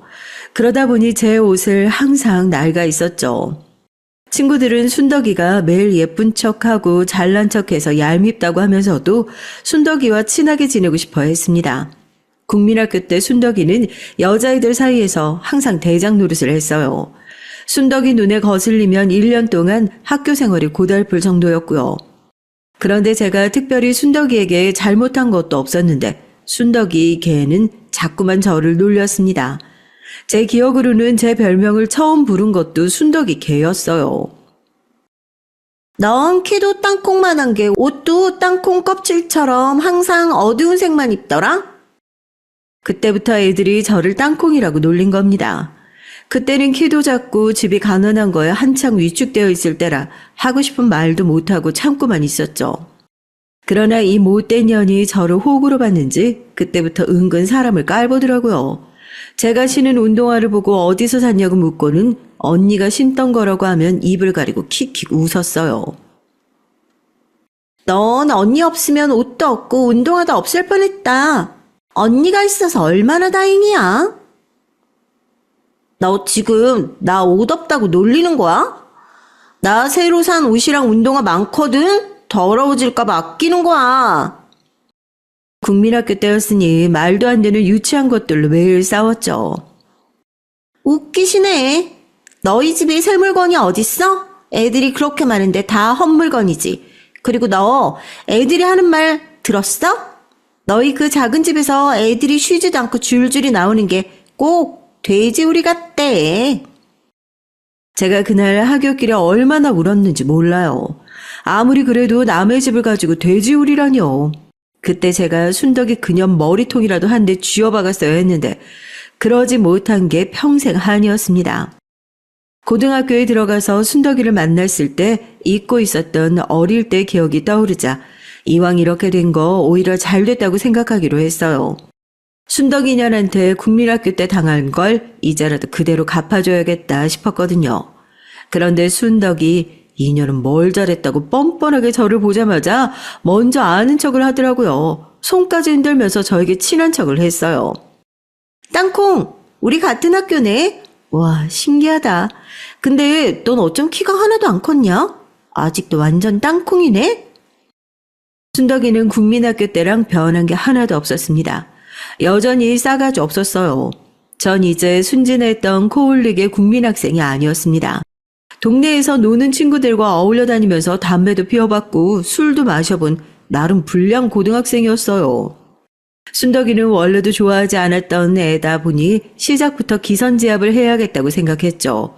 그리고 자기 딴에는 저와 친한 척 하고 싶었는지 몰라도 만나자마자 저를 땅콩이라고 부르는데 순간 화가 머리 끝까지 나더라고요. 전 최대한 불량스러운 얼굴로 순덕이에게 다가갔습니다. 너 차순덕이구나? 너 설마 지금 나더러 땅콩이라고 부른 거야? 뭐야, 조그만 게 어울리지도 않게. 왜 무게를 잡고 그래, 친구끼리. 그렇게 부를 수도 있지. 친구? 내가 너 같은 찐따랑 무슨 친구야. 같은 국민학교 좀 나왔다고 다 친구냐? 근데 너 교복은 어디서 훔쳐다 입었어? 아우, 촌스러워. 너 앞으로 나한테 아는 척하지 마. 쪽팔리니까. 제가 학교 다닐 때만 해도 위에 교복은 몸에 딱 맞게 입고 치마는 펌퍼짐하게 입는 게 유행이었거든요. 저는 입학 전에 미리 교복을 바짝 줄여놨습니다. 어릴 때 애들한테 생김새로 놀림을 많이 받아서 그런지 전 유행에 굉장히 민감했거든요. 반면 고등학교에 갓 입학했으니 순덕이는 무슨 엄마 옷을 훔쳐 입은 것처럼 교복을 펑퍼짐하게 입고 머리도 자를 대고 자른 것처럼 촌스럽게 잘랐더라고요. 전 순덕이의 교복을 비웃으며 신나게 놀렸습니다. 국민학교 때 제가 당한 그대로 말이죠. 제 복수는 성공적이었어요. 자기밖에 모르는 자기 잘난 맛에 살던 순덕이가 첫날부터 저한테 무시당한 게 아무래도 충격이 컸나 봐요. 1학년 내내 아주 조용하더라고요. 제 눈도 똑바로 못 쳐다보고요. 그럴 만한 게 제가 동네에서 어울려 다니던 언니들이 학교에서 꽤 주름 좀 잡던 언니들이었거든요.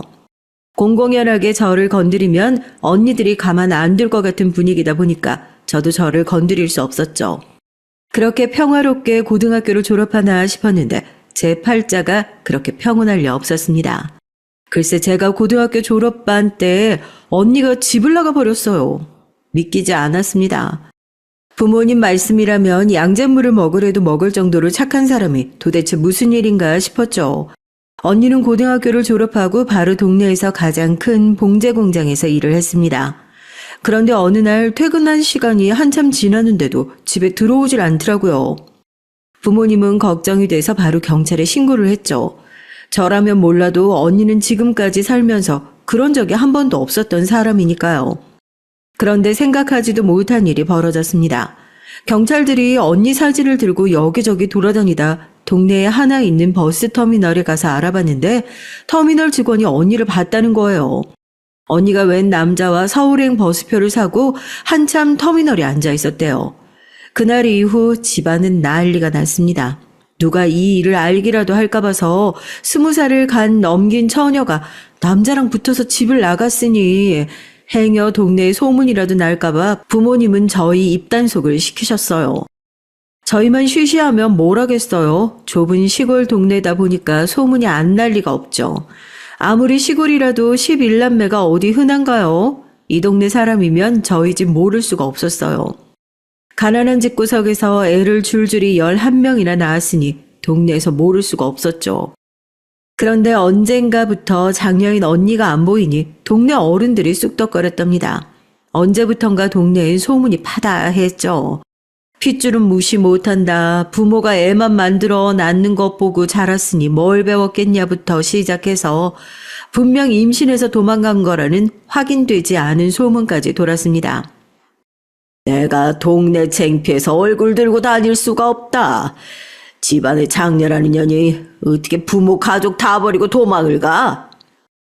어머니는 매일 울고 아버지는 지금 당장 언니를 잡아다가 머리카락을 몽땅 다 빡빡 밀어서 절에 넣어버리겠다고 난리였죠. 전 이런 말 하면 안 되지만 언니가 이해가 됐어요. 이 집에서 평생 살아봐야 뭐 하겠어요. 하루 종일 공장에서 일해서 번 돈은 부모한테 다 뺏겨서 자기 손에 돈 한 푼 못 만져보고 살다가 대충 아무나 하고 시집이나 갈 게 뻔한데요. 전 언니 걱정은 하지 않기로 했습니다. 언니는 그래도 공장에서 기술이라도 배웠으니 서울 가서 살면 어디라도 취직해서 먹고 살긴 살겠지 싶었거든요. 한편으로는 언니가 서울에서 자리 잡으면 나도 따라 올라가야지 싶기도 했고요.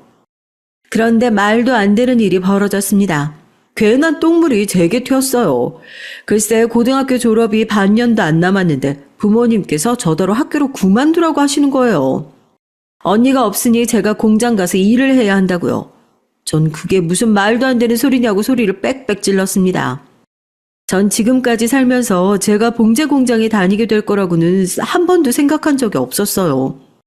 저는 공부를 열심히 해서 무조건 서울 가서 살 거라고 난리를 쳤습니다. 서울 같은 소리 하고 있네. 너같이 아무것도 할 줄 모르는 촌년을 서울 어디서 받아준다니? 공장이라도 받아준다고 할 때 잔말하지 말고 하루라도 빨리 들어가서 일 배워. 일을 배우긴 뭘 배워. 나 언니처럼 손재주도 없고 참을성도 없어서 공장에서는 죽었다 깨도 일 못한다니까? 이년들이 아주 오냐오냐 하루 밥 3끼 꼬박꼬박 먹어가면서 키웠더니만 한 년은 도망을 가질 않나, 한 년은 부모 말을 안 들어. 잔말 말고 내일부터 공장으로 출근해. 부모가 시키는 대로 하지 않으면 너도 썩 나가버려. 아버지는 손에 잡히는 대로 바닥에 내동댕이 치며 싫으면 나가버리라고 소리를 질렀습니다. 저도 생각 같아서는 이런 거지 같은 집구석 당장 뛰쳐나가버리고 싶었죠. 하지만 어쩌겠어요. 제가 지금 당장 어딜 가겠습니까? 돈도 한 푼 없고 갈 데도 없는데요. 전 결국 다음 날부터 학교를 그만두고 어머니의 손에 이끌려 언니가 다니던 공장에 들어갔죠. 어머니는 제게 신신당부를 했습니다.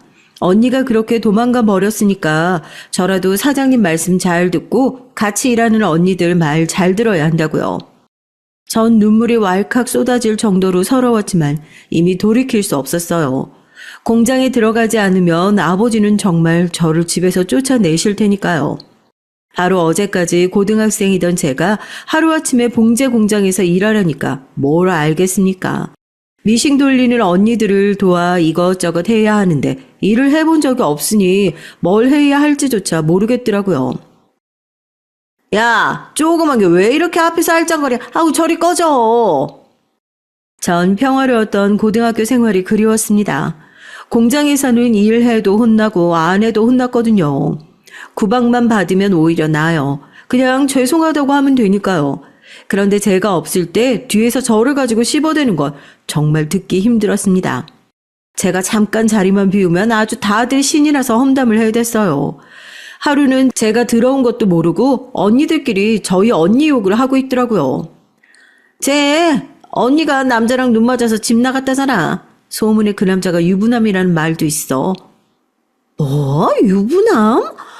나 걔 여우같이 생긴 게 뒤로 호박씨 깔 줄 알았다니까. 그러니까. 근데 저 동생이란 년 웃기지 않냐? 할 줄 아는 것도 없으면서 뭘 믿고 여길 들어온 거야? 뻔뻔한 것도 집안 내력인가? 너 그거 모르는구나. 쟤네 부모가 몇 년 전에 공장 사장한테 돈 잔뜩 꿔가면서 큰딸 직원으로 보낸 거라잖아. 아직 돈도 다 못 갚았는데 그 큰딸이 하루아침에 도망갔으니 어쩔 수 없이 둘째라도 보낸 거지. 저 집구석도 답이 참 없다니까. 전 도저히 참고 있을 수가 없었어요. 아무리 우리 집안이 답이 없는 집구석이라도 남의 입으로까지 그런 소리를 듣고 싶지 않았습니다. 당신들 우리 언니가 유부남이랑 도망간 거 봤어요? 왜 직접 보지도 않은 걸 가지고 말을 지어내고 난리예요? 이야, 우리 년이 어디 소리를 지르고 있어? 그걸 눈으로 직접 봐야 하냐? 딱 보면 아는 거지. 아, 그래요? 그럼 저도 지금 바로 나가서 다른 언니들한테 언니랑 공장 사장이랑 바람 났다고 말할 거예요. 딱 봐도 여우같이 생긴 게 그래 보인다고요. 뭐야, 이년 이게 아주 제대로 돌았네.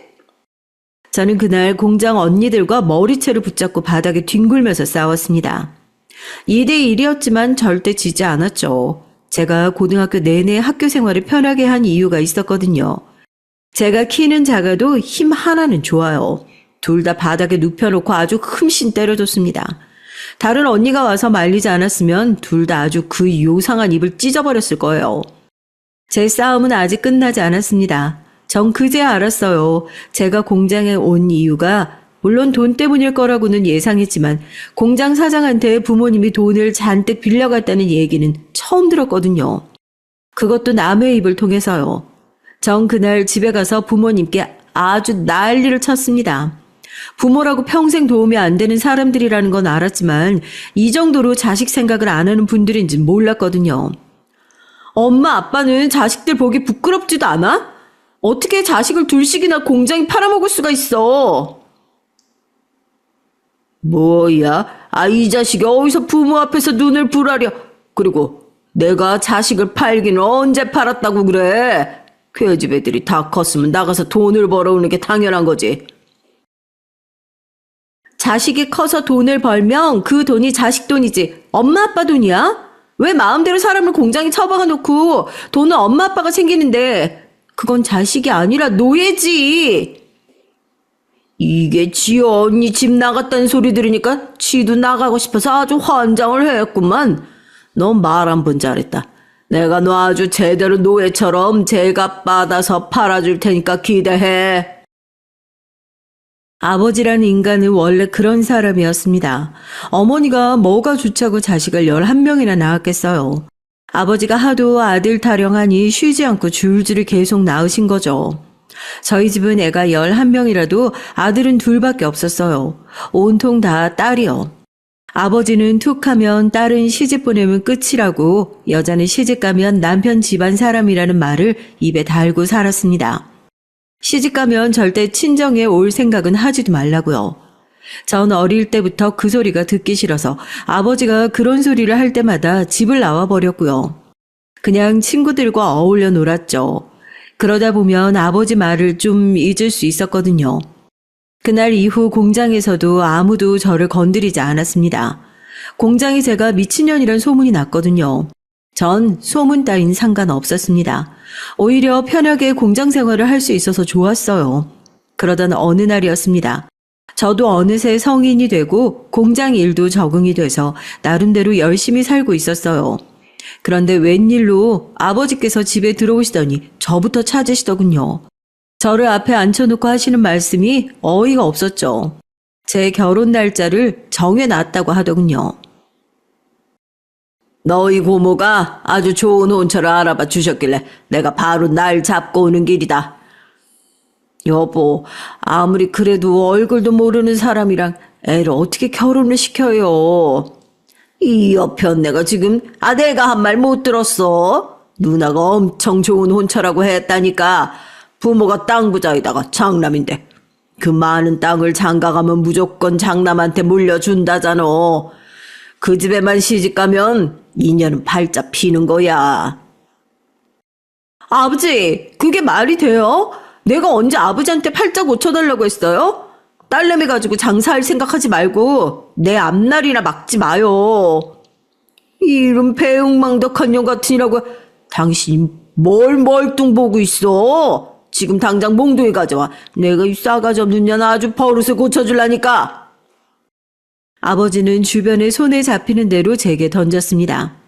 그 정도는 놀랍지도 않았어요. 어릴 때부터 하도 보고 자라서요. 그런데 이번엔 정말 나가서 몽둥이라도 꺾어다가 저를 후려칠 생각인 것 같더라고요. 저를 제대로 팔아주겠다는 말이 바로 이 말이었나 봐요. 월급도 못 받고 공장에서 일하게 하더니만 이제는 얼굴도 모르는 남자와 시집을 보낸다네요. 제가 절대 결혼 안 할 거라고 바락바락 악을 쓰자 아버지는 저를 방에 가둬버렸습니다. 집도 좁은데 굳이 저 하나 잡겠다고 빈 방에 저를 넣어놓고 밖에서 문을 잠갔더라고요. 전 그날 밤 서러워서 얼마나 울었는지 몰라요. 아주 통곡을 했죠. 새벽에 아버지가 잠들고 나서야 어머니가 문을 열어주셨어요. 어머니는 제 얼굴을 보더니 눈물을 쏟으셨습니다. 어머니가 우는 모습은 그때 처음 봤어요. 미안하다. 미안해. 내가 너희한테 정말 염치가 없어. 너희 아버지가 저런 인간인 거 뻔히 알면서 엄마가 더 낳지를 말았어야 했는데 너희한테 부담 줘서 미안하다. 그러니까 그냥 넌 시집 가. 어떤 남자든 이 집보단 나을 거 아니니. 어머니는 정말 저를 걱정해서 하신 말씀이었어요. 아버지 밑에서 평생 구박받으면서 혹사당하느니 그냥 아예 새로운 곳에 가서 새롭게 시작하는 게 낫다고요. 어머니는 지금까지 잘해준 것도 없어서 일찍 시집 보내는 게 마음이 좋지 않지만 시집가면 시댁에 잘하고 남편한테 예쁨 받으면서 살랍니다. 그게 어머니도 차라리 마음이 편할 것 같다고요. 전 어머니 말대로 결혼하기로 했어요. 어머니 말이 맞아요. 이 집에서 제가 제 맘대로 살 수 있는 방법은 없었습니다. 새로운 곳에서 새롭게 시작하는 게 나을 것 같았죠. 결혼식 날짜가 고작 한 달 남았는데 전 남편감을 처음 만났어요. 단둘이 동네 다방에서 만났는데 남편은 저를 마음에 들어하지 않는 것 같았죠. 제가 한눈에 알아볼 정도로요. 사실 제가 키도 작고 인물도 없다는 건 저도 알아요. 그렇다고 아주 못 봐줄 정도는 아니에요. 거기다가 남편감으로 나온 남자도 뭐 썩 봐줄 건 없었습니다. 키도 별로 안 크고 눈도 툭 튀어나온 게 메기같이 생겼더라고요. 서로 마음에 안 들어도 어쩌겠어요. 이미 부모님들께서 정해놓은 짝인걸요.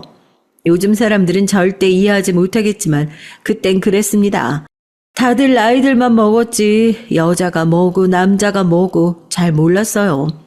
한두 번 얼굴 보고 바로 첫날 밤 치르고 그랬으니까요. 그래도 자식만 잘 낳고 다들 잘만 살았죠. 저도 그렇게 시간이 흐르는 대로 그냥 살자라고 마음먹었죠. 남편한테 사랑받고 시부모님한테 잘하다 보면 저도 언젠가 남들과 비슷하게는 살 수 있지 않을까 기대하면서요. 하지만 제 기대는 금세 부서졌습니다. 제 결혼 생활도 그전과 별반 다르지 않았어요. 부모님한테도 사랑 한번 못 받아본 제가 누구한테 사랑을 받겠어요. 전 결혼식 올리고 신혼 첫날 밤부터 남편과 각자 이불 덮고 잤어요. 거사를 치르자마자 남편은 몸을 휙 돌리고 돌아서서 잠들더라고요. 전 첫날 밤부터 남편 등을 보고 잤습니다. 신혼 때는 그나마 한 방에서라도 잤는데 아들이 태어나니까 남편이 아예 다른 방 가서 자겠다고 하더라고요. 새벽에 애가 하도 깨서 잠을 한숨도 못 자겠어. 아침 일찍 밭에 나가야 되는데 가장이 잠은 자야지. 그때는 남편 말이 맞는다고 생각했습니다. 아들이 어릴 때라 새벽에 2시간마다 깨서 울다 보니 남편이 거의 자질 못했거든요. 새벽부터 일하러 가는 사람 잠이라도 잘 재우자 싶어서 전 그러라고 했습니다. 어느 날이었어요. 제가 아들을 재우다가 그만 저도 깜빡 졸았나 보더라고요. 깨서 시계를 확인했더니 남편 참을 가져다 줄 시간이 훌쩍 지났더라고요. 전 깜짝 놀라서 벌떡 일어났죠. 그런데 그때 방 밖에서 남편 목소리가 들렸습니다. 시어머니와 얘기를 나누고 있는 것 같더라고요. 당시에 시부모님과 함께 살았거든요. 아무래도 제가 참을 가지고 오지 않으니까 남편이 아예 집으로 온 것 같았습니다. 전 깜빡 잠들었다고 말하면서 방문을 열고 나가려던 참이었는데 하필이면 그때 제가 절대 듣지 말아야 할 말을 듣고 말았죠. 애 낳은 지 얼마나 됐다고 벌써 각방을 쓰고 그래. 애들 터울 많아봐야 좋을 거 없어. 첫째 100일도 지났으니까 이제 바로 둘째 가져야지. 어머니가 무슨 말씀하시는지 아는데요. 저 지금까지 많이 참았어요. 아들 하나 낳은 것도 기적이라고요. 그게 무슨 소리야? 네가 참기를 뭘 참았다는 거야? 엄마요. 저도 부모님 생각해서 어떻게든 잘 살아보려고 하는데 엄마 얼굴 보고는 도저히 마음이 통하질 않는다고요. 어이구 이 철딱선이 없는 놈아. 여자 인물 좋아봐야 딴짓이나 하지. 뭘 그런 걸 따져. 우리처럼 손귀한 집에서 단번에 아들 낳은 거 봐라. 저 집 구석이 재물은 없어도 새끼 하나는 기똥차게 난다니까. 그러니까 딴 생각 말고 아들 하나만 딱 하나만 더 낳아. 진짜 제가 무슨 짐승이에요. 마음에도 없는 새끼만 낳게. 저 상판떼기 보고는 도저히 못하겠으니까 어머니도 그만 좀 하세요. 전 그대로 바닥에 주저앉아 입을 틀어막고 울었습니다.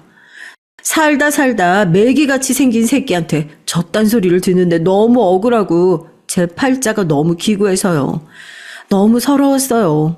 남편의 목소리와 말이 화살처럼 가슴에 깊게 박혀서 빠지질 않았습니다.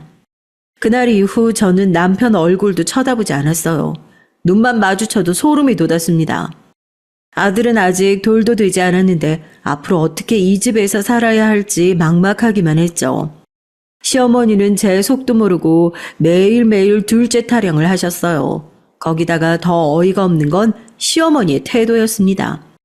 어느 날 집으로 화장품 파는 사람을 불렀더라고요. 그래놓고 저를 불러서 화장품을 좀 골라보랍니다. 어머님 말씀 감사한데 저 화장품 발라본 적이 없어서 뭐가 뭔지 잘 몰라요. 그냥 어머니 것만 사세요. 네가 곰탱이 마냥 그렇게 뚱하게 하고 있으니까 우리 장남이 집에 마음을 못 두고 여기저기 딴 생각만 하고 다니잖아. 계집이 뭔 계집답게 남편한테 사랑받을 생각을 해야지. 넌 젊은 애가 어쩜 그렇게 생각이 없니? 마음도 없는 남자와 결혼해서 시부모님까지 모시고 사는 게 어디 쉽겠습니까? 저도 결혼 전 친정 어머니께서 시부모님께 사랑받고 남편과 사이좋게 지내라고 하신 말씀을 지키기 위해 참은 것뿐이었어요. 거기다가 궁금하지도 않은 남편 속마음까지 알게 돼서 착잡한 와중에 계집이면 계집답게 남편한테 사랑을 받을 궁리를 해야 한다는 시어머니의 말을 들으니까 정말 참을 수가 없더라고요. 표정 관리가 되질 않았어요. 제가 왜 남편한테 사랑받으려고 노력을 해야 되는데요? 남편이라고 예쁜 구석 하나 없는데 왜 저만 노력해야 되냐고요? 전 저도 모르게 화가 나서 그만 시어머니에게 버럭 소리를 질렀습니다. 결혼하고 지금까지 살면서 제가 처음으로 그런 모습을 보였으니 시어머니는 놀라 어안이 벙벙하신 것 같더라고요. 어머, 애미야. 네가 지금 상황 파악이 안 되나 본데 네가 우리 집에 시집 온 이유가 뭐냐? 며느리로서의 본분을 다하기 위해서잖아. 그런 며느리로서 대를 잇고 남편 내조에 신경을 써야지. 대를 잇고 내조를 잘하려면 화장품을 사서 발라야 하나요? 남자들이 밖에 나가면 길거리에 깔린 게 여잔데, 매일 보는 마누라한테 마음이 끌리겠니? 응? 그러니까 여자가 알아서 집에서 좀 가꾸고 꾸미면 좋잖아. 더는 싸울 힘도 없었습니다. 더 말하고 싶지도 않았어요. 말 같아야 말을 섞죠. 그런데 얼마 뒤 일이 터졌습니다. 남편이라는 인간은 결국 제 한계를 시험했어요. 남편이 바람을 피웠어요. 최근에 참때만 되면 어디로 그렇게 사라지나 했더니 동네 다방에 매일같이 드나들더라고요. 어리고 예쁜 다방년한테 푹 빠져서 아주 정신을 못 차린다고 동네 소문이 파다하더라고요. 시어머니 금가락지랑 팔찌까지 훔쳐다가 그년한테 갖다 줬다네요. 저는 남편에게 따져 물었습니다. 우리가 아무리 마음은 없어도 아들까지 낳고 산 부부 사이인데 어떻게 이럴 수가 있냐고요. 그러자 남편 말이 아주 가관이었습니다. 나라고 내 아들 새끼 놔두고 딴 여자 품에 안기고 싶겠냐? 근데 어떡해. 당신한테는 전혀 그런 마음이 생기질 않는데 못생겼으면 좀 귀엽기라도 하든가. 이건 뭐 인물도 없으면서 성격까지 빡빡하니 내가 도대체 어느 구석을 보고 당신이랑 정이 붙이고 사냐고. 뻔뻔하게 구는 남편의 말에 정 간신히 잡고 있던 이성의 끈이 퍽 하고 끊어졌어요. 저도 모르게 옛날 습관이 나오고 말았죠. 전 남편에게 달려들어서 남편의 머리통을 갈겨버렸습니다. 뭐? 못생겨? 네가 나한테 그런 말 할 주제가 된다고 생각해? 매운탕 안에 메기 새끼보다 못생긴 놈이 어디서 개소리를 찌꺼리고 있어. 너 오늘 내 손에 죽어봐라. 너 죽고 나 죽자. 지금까지 꾹 삭히고 살던 분노가 결국 터지고 말았죠. 전 남편 머리털을 다 뽑아버렸어요. 그 장면을 보신 시부모님께서는 저를 남편에게서 떼어 놓으셨습니다. 시어머니는 저에게 뭐 이런 년이 다 있냐고 생 난리를 치셨지만 하나도 들리지 않았어요. 저는 남편, 이 자식을 아주 반토막 내줄 생각이었거든요. 전 결국 남편과 헤어졌습니다.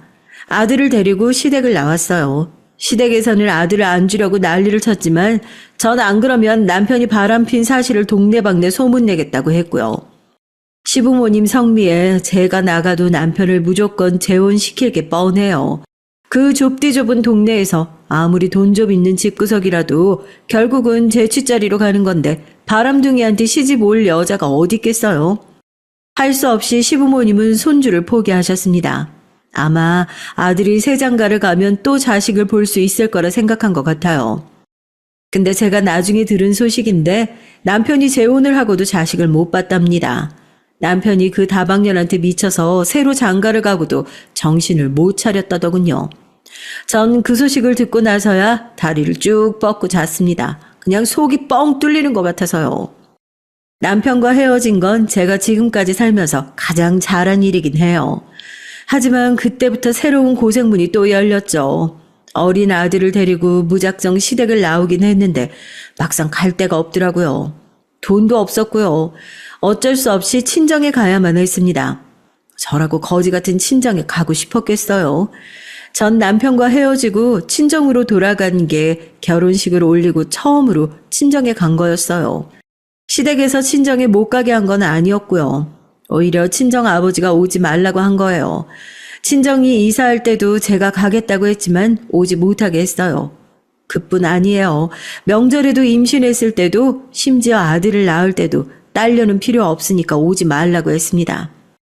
저도 그런 소리까지 듣고 절대 가고 싶지 않아서 어머니와 동생들이 보고 싶어도 지금까지 꾹 참았죠. 그런데 몇 년 만에 간 친정에서 반가운 얼굴을 봤습니다. 바로 몇 년 전 집을 나간 언니였어요. 우리 큰언니요. 언니가 집에 돌아왔더라고요. 거기다 더 기가 막혔던 건 언니도 아이가 있었습니다. 아들이요. 이래서 부모님이 저를 친정에 오지 못하게 한 거였습니다. 그 오랫동안 살았던 동네에서 이사까지 하신 거고요. 혹시나 네 언니가 남자한테 버림받고 돌아왔다는 소리가 너희 시댁이라도 들어가면 네가 구박받을까 봐 우리는 못 오게 한 건데 너까지 이렇게 소방받고 돌아오면 엄마는 이제 어떻게 사냐. 자식으로서 이런 꼴 보여드리는 건 너무 죄송한데요. 나 괜찮아요. 나도 언니도 둘 다 잘 살 거야. 그러니까 엄마도 괜한 걱정하지 말아요. 그나마 어머니는 금방 마음을 추스렸지만 아버지는 제 얼굴도 보지 않았어요. 심지어 제 아들도 한번 쳐다보질 않으셨습니다. 상관없었어요. 원래 독한 양반인 거 모르는 것도 아니니까요. 어쨌든 지금은 제 목구멍이 포도청이니 이 집에서 버텨야만 했습니다. 언니와 전 오랜만에 만나 지금까지 서로에게 있었던 일을 모두 다 털어놓았죠. 언니는 집을 나간 게 남자와 야반도주를 한 게 맞았대요. 공장에서 만난 공장장과 눈이 맞았는데 그 남자에게 부모님이 정해준 약혼녀가 있어서 둘이 함께 도망을 친 거랍니다. 남자 때문에 부모 형제 다 버리고 도망갔으면 잘 살았어야지. 왜 돌아왔어? 저 애는 또 뭐고? 아이는 그 남자의 아이랍니다. 그 남자와 도망가서 몇 년을 살았는데 막상 살아보니까 힘들어서 매일 지지고 볶고 싸우기만 했대요. 사랑해서 버티는 것도 몇 개월이지 서로 먹고 살기 힘들어지니까 남자가 먼저 지쳐버렸답니다. 그 남자도 있는 집에서 편하게 살던 남자라 언니를 위해 희생하는 게 힘들다고 했대요. 결국은 헤어지고 집으로 돌아왔답니다. 그런데 남자와 헤어지고 집에 와서 임신 사실을 알게 된 거죠. 그 남자는 아기가 태어난 것도 아예 모른대요. 전 그래도 몇 년이나 함께 산 애 아빠인데 다시 잘 해보지 그러냐고 했어요. 이미 끝난 관계야. 애 핑계로 다시 같이 살아봐야 똑같은 이유로 또 헤어질 거야. 그땐 저도 애만 낳았지 어려서 언니 말이 무슨 소린지 이해가 되질 않았어요. 그래도 언니는 저와 다르게 사랑했던 사람의 아이를 가진 것이니 다시 한번 잘해볼 수 있지 않을까 막연하게 생각했거든요. 그렇게 저와 언니는 둘 다 남편 없이 아이를 키웠습니다. 안 그래도 말 많은 집구석에서 정점을 찍은 거죠. 아버지는 저희를 볼 때마다 혀를 찼어요. 어쩌다 저런 모질이들만 낳았냐고 어머니를 구박하셨지만 저와 언니는 그런 아버지에게 오히려 더 크게 화를 냈습니다. 이게 다 아버지 때문이라고요. 아버지가 딸들을 무시하고 바보 취급하는 바람에 남자에 대한 불신이 있어서 남자를 만나도 잘 못 사는 거라고요. 전 아버지가 돌아가실 때까지 아버지가 미웠어요. 아버지는 돌아가실 때까지도 저와 언니에게 모진 소리를 하셨거든요. 내가 저 못난 년들 보기 싫어서 하루라도 빨리 눈을 감아야지. 아이고 속 터져. 그게 마지막 말씀이셨어요. 저와 언니는 아직도 그때 얘기를 하며 웃어 넘기곤 합니다. 팔자가 보통 팔자는 아니었지만 그래도 혼자보단 둘이라 서로 많이 의지하며 나름대로 잘 살았습니다. 저와 언니는 작은 옷가게를 하나 차렸어요. 총구석이긴 해도 가장 사람들이 많이 다니는 읍내에 제일 번화가에다가 냈죠. 언니가 오랫동안 일했던 공장에서 물건을 떼다 팔았더니 마진도 많이 남고 장사도 제법 잘 됐습니다. 어떻게든 아이들을 키워야 했으니 둘 다 아등바등 살았어요. 언니랑 전 정말 하루도 쉬지 않고 일을 한 것 같아요. 그렇게 저와 언니의 평생을 갈아 넣어 힘들게 자리 잡은 옷가게를 제 며느리에게 넘겼죠. 며느리는 백화점에서 일하던 애라 저희 옷가게에 관심이 많았거든요. 언니도 찬성했습니다. 언니도 저도 환갑을 훌쩍 넘겼으니 이제 쉴 때도 됐다면서요. 더군다나 언니는 조금 있으면 미국으로 가요. 조카가 결혼해서 미국에 있거든요. 조카가 결혼해서 가게 그만두고 미국으로 들어오라고 했는데도 언니는 계속 거절을 했습니다. 외국에 한 번 가본 적이 없는데 어떻게 그 넓은 땅에 가서 사냐고요. 그래도 다행이에요. 저도 언니도 젊어서는 고생만 했는데 자식들이라도 다 잘 커서 제 앞가림은 하고 사니까요. 전 며느리에게 가게를 넘기고 매일 언니랑 놀러 다녔습니다. 언니랑은 평생을 같이 붙어 살고 가게도 같이 했는데 어쩜 여행을 같이 가도 또 할 말이 생기더라고요. 그러던 어느 날이었습니다. 제가 여행을 다녀오다가 며느리 생각이 나서 휴게소에서 호두과자를 사왔어요. 며느리가 호두과자를 좋아하거든요. 전 따뜻할 때 먹이고 싶어서 가게로 갔죠. 그런데 가게에서 말도 안 되는 장면을 목격하고 말았습니다. 글쎄 어떤 아줌마가 제 며느리 머리끄덩이를 잡고 흔들고 있더라고요. 손님 제발 그만 좀 하세요. 내가 좋은 말로 할 때 당장 환불하라고 했지? 젊은 년이 말귀를 못 알아먹어. 뒤지기 싫으면 지금 당장 내 돈 내놔. 무식한 여편네가 감히 제 며느리 머리채를 잡고 여기저기 퍽퍽 내려치고 있는 것이었습니다. 전 생각할 것도 없이 그 여편네에게 달려들었어요. 그런데 믿을 수 없는 일이 벌어졌습니다. 글쎄 그 미친 여편네가 분명 제가 아는 사람이었어요. 순덕, 제 고등학교 동창인 차순덕이었습니다. 순덕이 인연이 며느리 가게에서 한 달 전에 사간 옷을 환불해달라고 가져왔다네요. 그것도 벌써 몇 번은 입고 빤 옷을 가지고 말이죠. 야, 너 차순덕 맞지? 너 미쳤어? 감히 내 며느리한테 뭐 하는 짓이야? 뭐야? 인연이 네 며느리라고? 옳거니 원수는 외나무다리에서 만난다더니만 어쩐지 처음부터 이 옷가게 터가 마음에 안 든다 했다. 이 미친년이 어디서 내 며느리더러 2년 전원 소리를 하고 있어? 고등학교 때는 내 앞에서 찍소리도 못했던 게 뭐? 원수? 너 어디 한번 외나무다리에서 죽어볼래? 저는 그대로 달려들어 순덕이 그년을 아주 박살을 냈습니다. 그런데 이년이 저더러 가만 안 두겠다고 고소할 거라고 소리를 지르더라고요. 자기 남편이 누군 줄 아냐면서요. 네 남편이 누구든 말든 난 상관없으니까 고소를 하든 말든 너 알아서 해. 그런데 얼마 뒤 정말 가게로 고소장이 왔어요. 저뿐만이 아니라 며느리 이름까지 적어서 둘 다 고소를 했더라고요. 이대로 넘어갈 수는 없었습니다. 도대체 차순덕 전현하고는 무슨 원수가 져서 평생 이렇게 쫓아다니는지 모르겠어요. 저도 이제 나이도 먹을 만큼 먹었고 산전수전도 다 겪었으니 옛날 성격 다 죽었다고 생각했는데 아니더라고요. 제 하나밖에 없는 귀한 며느리를 건드리는데 이성이 확 날아가 버렸습니다. 순덕의 년을 절대 가만히 둘 수는 없었어요. 복수를 해야 속이 편할 것 같았습니다. 전 며느리를 달래서 집에 보내놓고 그 길로 언니에게 전화를 했어요. 뜬금없이 언니 얘기가 여기서 왜 나오냐고요? 지금 상황에서 언니가 가장 중요한 사람이었거든요. 전 언니에게 상황 설명을 하고 부탁을 했습니다. 제 애절한 부탁이 통했는지 언니가 제 뜻대로 해주겠다고 하더라고요. 전 그 길로 택시를 잡아타고 언니와 함께 익숙한 동네로 갔습니다. 같은 총구석이라도 이 동네는 몇십 년 만에 왔네요. 평생 다시는 올 일이 없을 줄 알았던 바로 그곳에 다시 오고 말았습니다.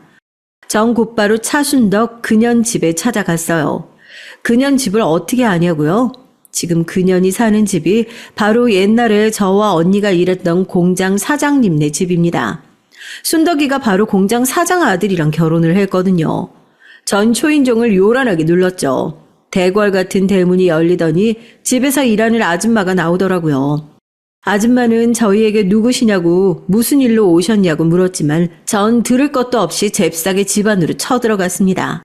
현관문을 벌컥 열고 들어갔더니 다행히도 제가 보고 싶었던 사람들이 전부 다 있더라고요.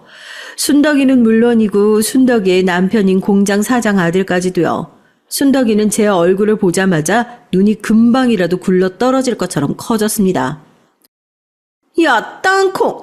네가 감히 여기가 어디라고 와? 너도 한 대 맞으려고 왔어? 미친 소리하고 앉았네. 이런 대궐에 살면서 한 달이나 입은 옷을 가지고 환불을 받으러 와? 이 구질구질한 년아? 그때였어요. 제 뒤를 따라 언니가 들어오자 순덕이의 남편 얼굴이 아주 사색이 되다 못해 창백해졌습니다. 그럴만도 했죠. 공장 사장 아들의 첫사랑이 바로 저희 언니니까요.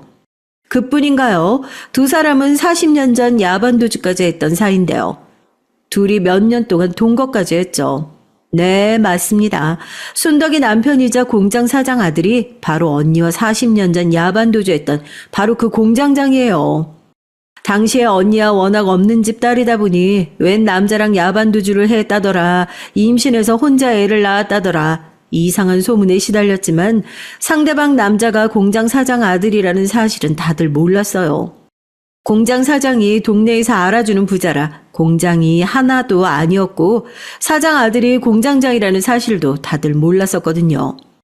언니가 집에 돌아오고 나서야 부모님도 함께 도망갔던 남자가 바로 그 공장장이라는 사실을 알았대요. 아버지와 어머니는 당장 공장이 쫓아가 난리를 치려고 했지만 이미 그럴 수가 없었어요. 언니가 돌아온 지 얼마 되지 않아 임신했다는 사실을 알았으니까요. 부모님이야 지금 당장 그 남자를 찾아가서 책임지라고 하자고 했지만 언니는 그럴 수 없다고 했습니다. 이미 헤어진 사이라고요. 그런데 얼마 뒤 공장장이 결혼을 한 거예요. 집안에서 정해놨다는 약혼자랑 말이죠. 아무 일도 없다는 듯이요. 그 약혼자라는 게 바로 순덕이었습니다. 언니에게 그 얘기를 들었을 때 저는 화가 나서 당장 결혼식을 파토내자고 했지만 언니가 말렸어요. 언니는 절대 그러고 싶지 않다고 했어요. 전 머리로는 이해가 되지 않았지만 언니가 원하는 대로 해주기로 했습니다. 언니와 조카를 위해서요. 저희 조카는 아버지 없이도 잘만 컸습니다. 언니가 아주 열과 성을 다해서 훌륭하게 키웠거든요. 조카가 워낙 공부도 잘해서 장학생으로 미국에 갔다가 거기서 여자를 만나 지금 미국에서 살아요. 제가 언니를 순덕이 년 집에 데리고 온 이유가 바로 이거였습니다. 제 복수도 복수였지만 언니의 복수까지 같이 해주고 싶어서요. 형부도 많이 늙었네. 순덕이가 영 내조를 못하나 봐요. 형부? 무식한 년아, 네가 아무리 고등학교 졸업을 못했어도 그렇지 친구 남편한테 형부가 뭐니 형부가. 무식한 건 너 같은데. 차순덕, 네 남편 내 형부 맞아. 우리 언니랑 몇 년 동안 동거하고 둘 사이에 아들도 하나 있거든. 제 말에 순덕이뿐만이 아니라 순덕이 남편 공장장까지 얼굴이 새하얗게 질렸더군요. 놀랄만 하죠. 자기는 아무 일 없다는 듯 총각 행세하고 장가를 갔지만 언니는 평생 두 사람 사이에 아들을 키우고 있었으니 당연히 기가 막혔겠죠. 못 믿을 것 같아서 우리 조카 결혼사진 가져왔어. 유전자 검사니 뭐니 할 필요도 없는 게 딱 봐도 알 거다. 네 남편 젊을 때랑 너무 똑같이 생겼거든. 이 미친년이 돌았나. 너 지금 거짓말하는 거 다 알아. 나한테 아무리 복수하고 싶어도 그렇지 내가 이딴 얘기를 믿을 것 같니? 여보, 왜 가만히 있어요? 이 미친년들 빨리 좀 쫓아내. 차순덕은 자기 남편 팔에 매달려 저와 언니를 빨리 내쫓으라고 소리를 질렀지만 순덕이 남편은 창백해진 얼굴로 저희 언니에게 다가왔습니다. 그러더니 제 말이 사실이냐고 그때 아이를 가진 게 맞냐고 묻더군요. 순덕이는 자리에서 팔짝 뛰어대면서까지 왜 우리 말을 믿냐고 빨리 내쫓으라고 말만 되풀이했죠. 내가 당신을 아는데 절대 이런 거짓말을 할 사람 아니지. 아이 사진 좀 볼 수 있을까? 당신 미쳤어. 지금 뭐 하는 거야? 순식간에 집안을 난리가 났어요. 순덕이 년이 화를 참을 수 없었는지 길길이 날뛰면서 눈에 보이는 물건을 마구 던졌습니다. 그 와중에도 순덕이 남편은 집 핏줄을 알아봤는지 사진을 끌어안고 바닥에 주저앉더군요. 후회할 만하죠. 누가 봐도 순덕이 같은 년을 지금까지 사랑해서 살았을 것 같지는 않았거든요. 순덕이 남편은 언니에게 아들을 한번 꼭 보고 싶다고 했습니다. 내 아들 보여주려고 여기까지 온 거 아니야. 당신이 나 버리고 딴 여자랑 얼마나 잘 살았나 한번 보러 온 거지. 근데 나 버리고 가서 만난 여자가 기껏 저런 무식한 여자야? 당신도 참 불쌍하다. 저와 언니는 그대로 집을 나왔어요. 현관문을 닫고 대문을 나올 때까지도 순덕이 년의 고함 소리가 밖에까지 들렸습니다. 전 속이 다 시원했어요. 처음 순덕이네 가겠다고 마음 먹었을 땐 머리털이란 털은 다 뽑아버리고 머리통도 갈기려고 했는데 그럴 필요가 없겠더라고요. 이미 차순덕 전에는 벌을 받았어요. 저 기고만장한 년이 평생 믿고 산 남편에게 배신당했다는 사실에 죽을 때까지 억울해하면서 살 테니까요. 그 이후로 어떻게 지내고 있냐고요? 저야 뭐 잘 살고 있죠. 언니는 아들이 있는 미국으로 떠났고 며느리 가게는 여전히 잘 되고 있습니다. 순덕이 그년도 더는 가게에 나타나지 않았고요. 아, 한 가지 달라진 건 순덕이 남편이 자꾸만 저를 찾아온다는 겁니다. 언니와 조카가 있는 미국 주소 알고 싶다면서요. 전 언니가 원하지 않으니까 다신 찾아오지 말아달라고 단호하게 말했지만 순덕이와 이혼했다면서 다시 언니를 만나고 싶다고 제게 사정을 하더군요. 전 콧방귀도 끼지 않았어요. 어이가 없어서요. 전 이번 일을 계기로 깨달은 게 있어요. 사람은 평생 철이 들지 않는다는 걸 말이죠. 순덕이를 보면서 저도 지난 날의 저를 되새기며 반성했습니다. 지금부터라도 남은 생은 좋은 어른으로 좋은 사람으로 살아보려고요. 지금까지 저의 긴긴 인생 얘기 들어주셔서 감사합니다.